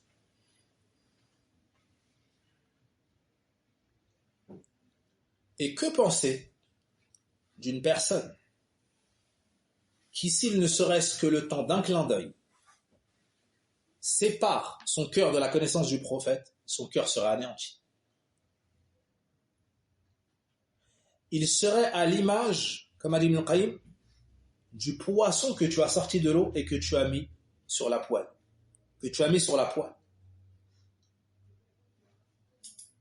Et bien si le cœur du serviteur se sépare de ce avec quoi lui est venu le messager, il sera dans cet état. Tu vois le poisson qui est sorti de l'eau dans l'état dans lequel il est? Ajoute à cela lorsqu'on le met dans la marmite. Pire encore, il nous dit pire encore. Mais ne peut ressentir cette douleur que le cœur qui est vivant. Et certes, le mort, quand tu le blesses, il n'a plus de douleur. Naam. Wala hawla wala quwwata illa billah. Donc, du fait que le bonheur des serviteurs dans les deux mondes est rattaché à la voix du prophète, il est obligatoire pour celui qui veut le bien pour sa personne et aime son salut de connaître, de savoir sa biographie, ce qui lui en fera sortir du chemin des ignorants à son sujet. Ainsi, il entrera dans le nombre de ses suiveurs, de ses adeptes. Et les gens dans ce sujet-là, certains ont beaucoup de connaissances, d'autres peu. Et la grâce est dans la main d'Allah, il l'accorde à qui il veut, Allah est le détenteur de l'énorme grâce. Il dit cela dans Zadul Ma'ad. Ne médite que ce verset. لَقَدْ جَاءَكُمْ رَسُولٌ مِّنْ أَنفُسِكُمْ عَزِيزٌ عَلَيْهِ مَا عَنِتُّمْ حَرِيصٌ عَلَيْكُمْ بِالْمُؤْمِنِينَ رَءُوفٌ رَحِيمٌ. Un messager issu des vôtres vous est venu. Les difficultés que vous subissez lui pèsent lourd. Il est envers vous très motivé pour votre guide, plein de sollicitude. Envers les croyants, très miséricordieux. Naam. Tout ce qui te nuit, tout ce qui te touche avant même que tu sois né, ça faisait mal au prophète alayhi salatu wassalam. Il a eu peur pour nous de l'égarement, il a eu peur pour nous de l'enfer alors qu'on n'était même pas encore créés. Y a-t-il un conseil, une nasiha, y a-t-il une personne qui peut plus vouloir le bien que toi, que lui pour toi? Il est meilleur pour nous que notre propre part.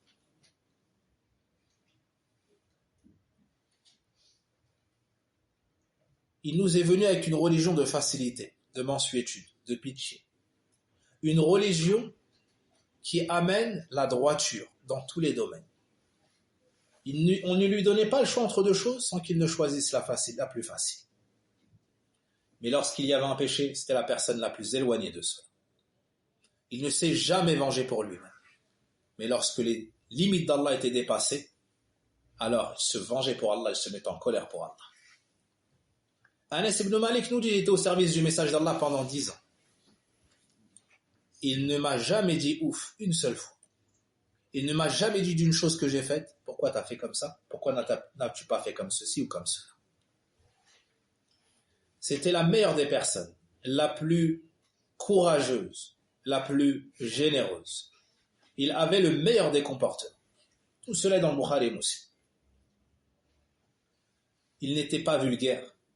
Il n'était pas grossier. Il était celui qui nous a dit Khiyarukum ahsanukum akhlaqa. Les meilleurs d'entre vous sont ceux qui ont les meilleurs comportements. Il avait plus de pudeur que la femme jamais mariée dans sa pièce. Et lorsqu'il détestait une chose, on reconnaissait cela sur son visage.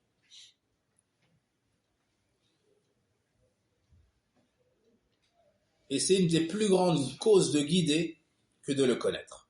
C'est pour ça qu'Allah dit dans le Coran, Am lam ya'rifu rasulahum fahum lahu munkirun. Ignorent-ils leur messager? C'est pour cela qu'ils ne le reconnaissent pas. C'est-à-dire que la connaissance du prophète, ils connaissent sa description, ils connaissent son comportement. C'est une cause pour être guidé à l'islam. C'est ça le sens du verset. Ma bi sahibikum min jinnah. Votre compagnon n'est pas ensorcelé. In huwa illa nadhir. Ça n'est qu'un avertisseur. Lakum bayna yaday adhabin shadid. Il vous a été envoyé avant un châtiment douloureux. Allah Azza wa Jalla a juré et l'a innocenté et l'a défendu. Noun wal qalami wa ma yasturun.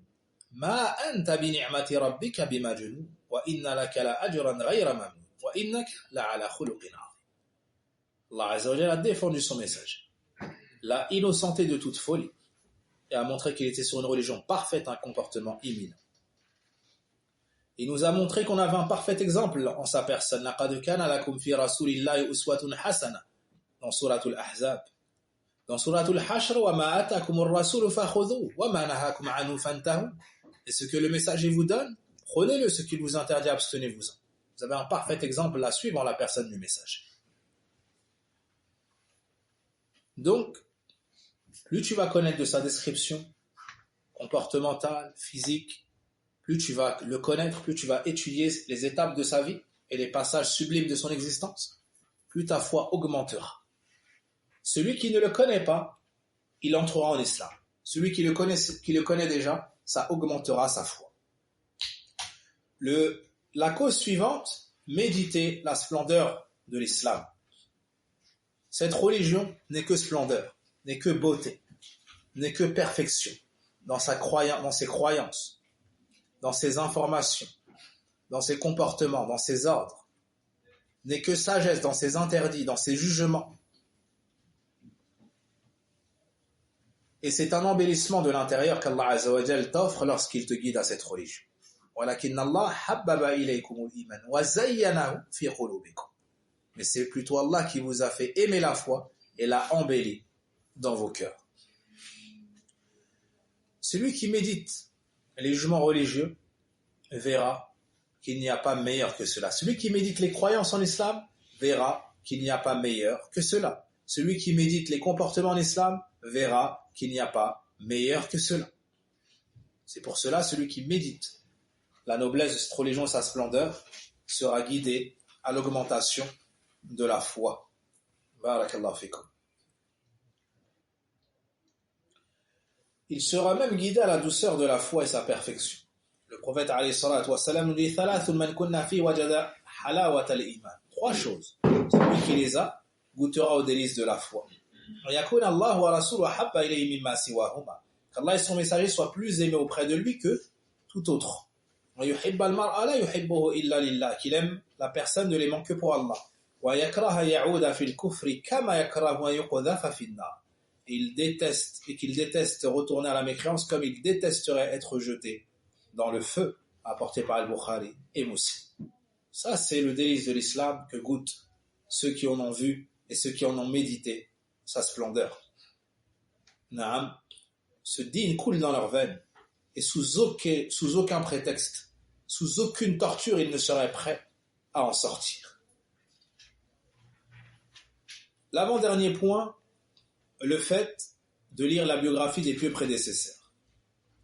Allah dit dans le Coran, kuntum khayra ummatin ukhriyat lin-nas. Vous êtes la meilleure communauté ici d'entre les gens. Et le prophète alayhi salatu wa salam disait khayrun nas qarni thumma alladhina yalunahum thumma alladhina yalunahum thumma alladhina yalunahum. Ou bien khayru ummati al-qarn alladhi bu'ithtu fihi. Les meilleurs de ma communauté sont les gens du siècle dans lequel j'ai été envoyé. Puis ceux qui viendront après, puis ceux qui viendront après.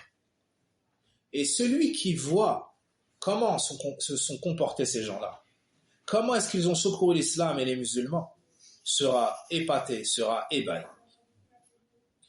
كرر علي حديثهم يا حادي فحديثهم يجلي الفؤاد الصادي.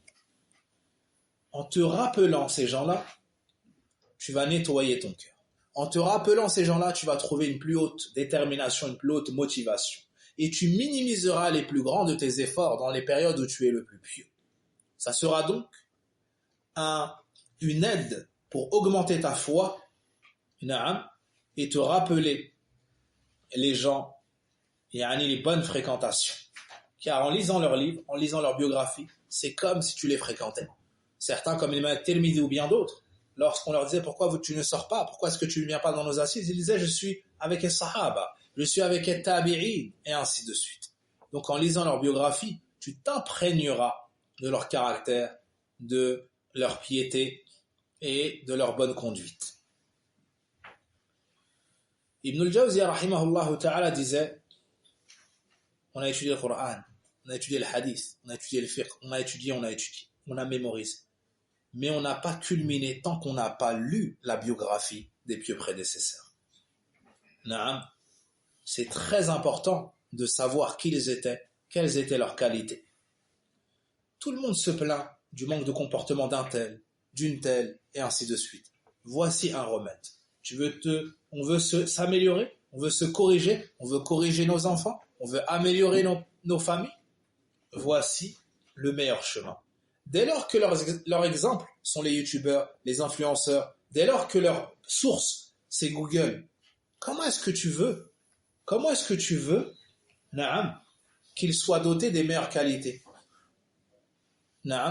Toi tu lis l'histoire de tel compagnon, toi tu lis l'histoire de telle épouse, de telle fille du prophète alayhi salatu wassalam, tu lis l'histoire de tel imam. Donc forcément tu vas blâmer ce que tu vas voir après. Mais si l'enfant n'a pas connaissance de cela, si la famille n'a pas connaissance de cela, il y aura un grand clivage et de nombreuses disparités dans les couples, dans les familles, entre les parents et les enfants, entre l'homme et la femme, entre eux et entre eux. Donc il faut revenir à cette source afin d'augmenter la foi et de réformer. Wala hawla wala quwwata illa billah. Pour finir, at-ta'ammul fi ayati Allahi al-kawniyya. Le fait de méditer sur les signes universels d'Allah Azza wa Jalla. Les signes universels, c'est-à-dire la création, le soleil, la lune, le ciel, la terre, les montagnes, les mers, les étoiles, et ainsi de suite. Si tu regardes toutes ces créatures, toute cette création, tous ces signes d'Allah Azza wa Jalla, dans chacun de ces signes, tu verras un signe d'Allah Azza wa Jalla. Et tu verras que c'est un signe de sa science, un signe de son omnipotence, un signe que c'est le seul qui mérite d'être adoré. La succession des jours et de la nuit, jamais la nuit est en retard, jamais le jour est en avance. C'est un signe d'Allah tabaraka wa ta'ala. Tu médites sur le ciel, comment est-ce qu'il a été créé aussi vaste? Tu médites sur ses couleurs, comment il a été créé aussi beau?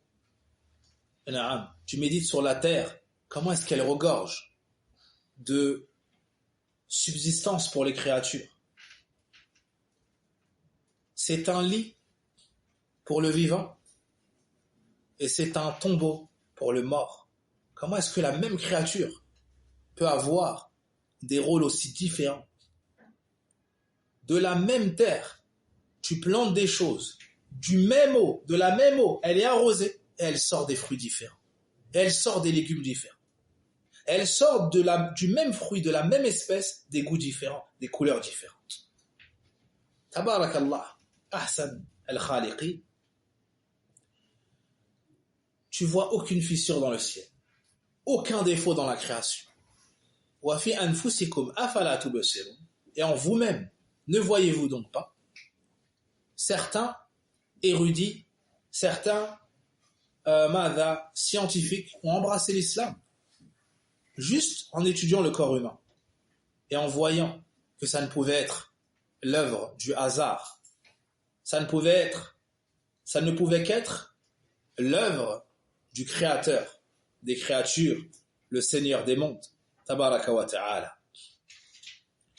Wa min ayati al-layl wan-nahar wash-shams wal-qamar. Parmi ces signes, il y a la nuit et le jour, le soleil et la lune.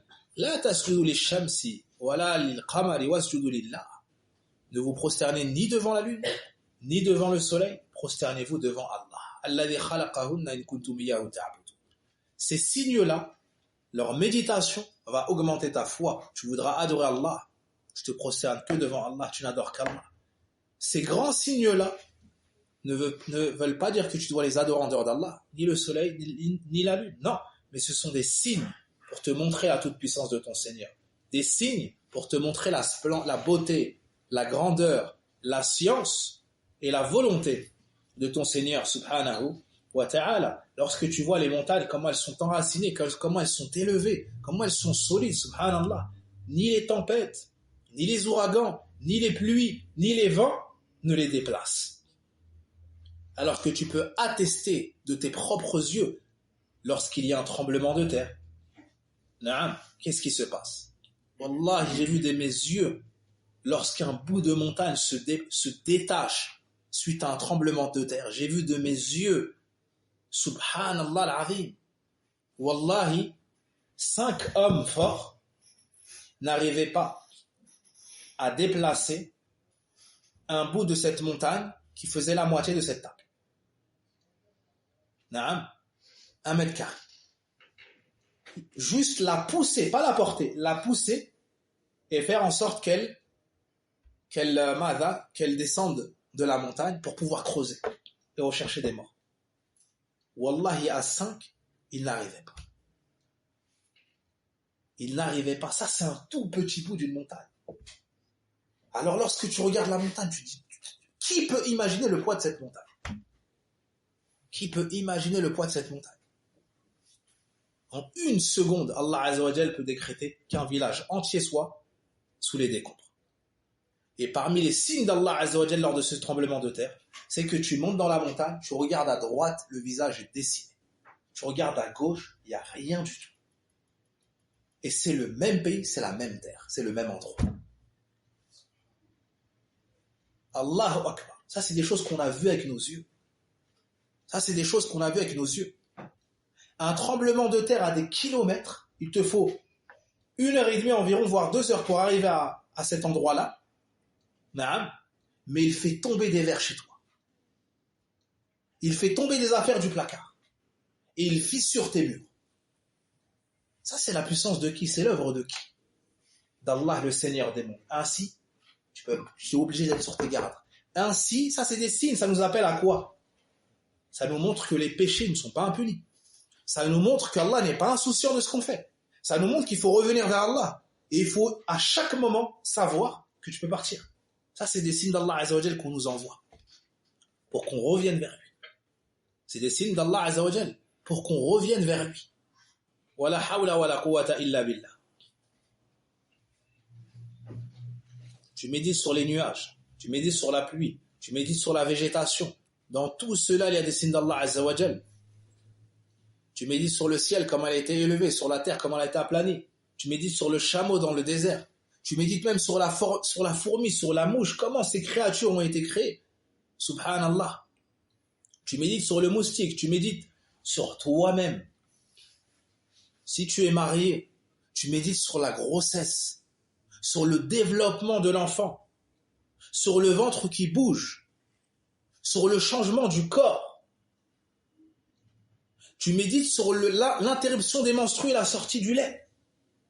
Tu médites sur le cordon ombilical. Comment est-ce possible de faire parvenir la subsistance à un être qu'on ne voit même pas nous à l'œil nu? Puis après cela, on a peur pour notre subsistance maintenant qu'on a de la force, qu'on peut marcher et travailler. Allahu Akbar. Tout cela fait partie des signes d'Allah Azza wa Jal les plus manifestes. Afala tubsirun. Ne voyez-vous donc pas? Puis cet enfant grandit, se développe. Il est allaité, puis il mange, puis il parle aussi. Il rampe, il marche, il se tient debout. Et voici que tu sors avec lui et tu vas au masjid avec lui. Allahu Akbar. Allahu Akbar. Il était dans le ventre, maintenant il marche avec toi. Il était dans le ventre, maintenant tu lui dis apporte-moi ceci, fais ceci, fais cela. Va aider ta mère ou subhanallah, va, apprends, révise. Cet enfant que tu vois à tes côtés, il était dans le ventre de la mère. Allahu Akbar. C'est le fruit d'une goutte qui a été déposée dans le dépôt. Est-ce que tout cela ne nous appelle pas à la puissance d'Allah, à la science d'Allah, à l'omnipotence d'Allah, à la volonté d'Allah, à la beauté, à la générosité, à la miséricorde d'Allah? Naam. Et wallah. Puis tu regardes la ressemblance de l'enfant avec son père ou avec sa mère. Tu te dis Allahu Akbar. Puis tu vois la différence. Lui est sorti du même ventre que lui, ils n'ont rien à voir. Dans le comportement, dans l'intelligence, dans les facultés, peut-être même dans la taille, le physique, la couleur. Peut-être un des yeux de couleur et l'autre non. Ça c'est l'œuvre d'Allah. Tabaraka wa ta'ala. Tout cela, quand tu médites, Wallahi al-Azim, la foi elle augmente. La foi elle augmente. Personne n'est capable de faire ça. Les remèdes, tu es malade, tu consultes un médecin, deux médecins, kada. Puis une personne, elle vient, elle prend une plante. Elle prend une plante, elle prend telle chose, kada. Et elle l'applique, et la personne, elle est guérie. Après avoir vu des médecins, et après avoir vu avec la médecine prophétique, tu trouves le remède. Bi'idhnillah azza wa jal. Wallahu ash-shafi. Le seul guérisseur, c'est Allah. Subhanahu wa ta'ala. Lorsque tu vois le soleil qui se lève, puis qui se déplace, puis tu vois qu'il se couche, il y a des gens qui voyagent pour observer ça de telle hauteur ça c'est le signe d'Allah azza wa jal. Ça c'est le signe d'Allah azza wa jal. Combien de siècles et de siècles, jamais le soleil n'est en retard. Il se couche au même endroit, il se lève au même endroit. Depuis combien de temps? La ya'lamu illa Allah.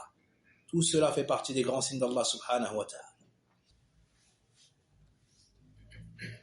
On va finir sur un verset. A'udhu billahi minash shaitanir rajim. Inna fi khalqis samawati wal ardi wa ikhtilafil layli wan nahari wal fulki allati tajri fil bahri bima yanfa'u an-nas وما أنزل الله من السماء من ماء فأحيا بالأرض بعد موتها وبث فيها من كل دابة وتصريف الرياح والسحاب المسخر بين السماء والأرض لآيات لقوم يعقلون. Dans ce verset, Allah subhanahu wa ta'ala nous mentionne de signes. La création des cieux et de la terre, la succession de la nuit et du jour, les bateaux qui voguent sur la mer, plus loin ce qu'il a fait descendre du ciel, des nuages comme eau par laquelle il fait revivre la terre après sa mort. Plus loin on nous parle des vents. À la fin on nous dit, dans tout cela il y a des signes pour ceux qui raisonnent. Il y a des signes pour ceux qui raisonnent. Il nous resta à parler des bonnes œuvres. Qu'Allah subhanahu wa ta'ala nous facilite une assise pour faire la deuxième moitié. Il restait donc les bonnes œuvres et la deuxième partie qui était les causes de la diminution. Wa sallallahu wa barik ala nabina Muhammad wa ala alihi wa sahbihi ajma'in. اللهم ربنا آتنا في الدنيا حسنة وفي الآخرة حسنة وقنا عذاب النار. اللهم إنا نسألك الهدى والتقى والعفاف والغنى. يا حي يا قيوم برحمتك نستغيث أصلح لنا شأننا كله ولا تكلنا إلى أنفسنا طرفة عين. اللهم علمنا علما نافعا اللهم إنا نسألك علما نافعا ورزقا طيبا وعملا متقبلا. اللهم اغفر لنا ذنوبنا وكفر عنا سيئاتنا وتوفنا مع الأبرار. سبحانك اللهم وبحمدك أشهد أن لا إله إلا أنت أستغفرك وأتوب إليك. السلام عليكم ورحمة الله وبركاته.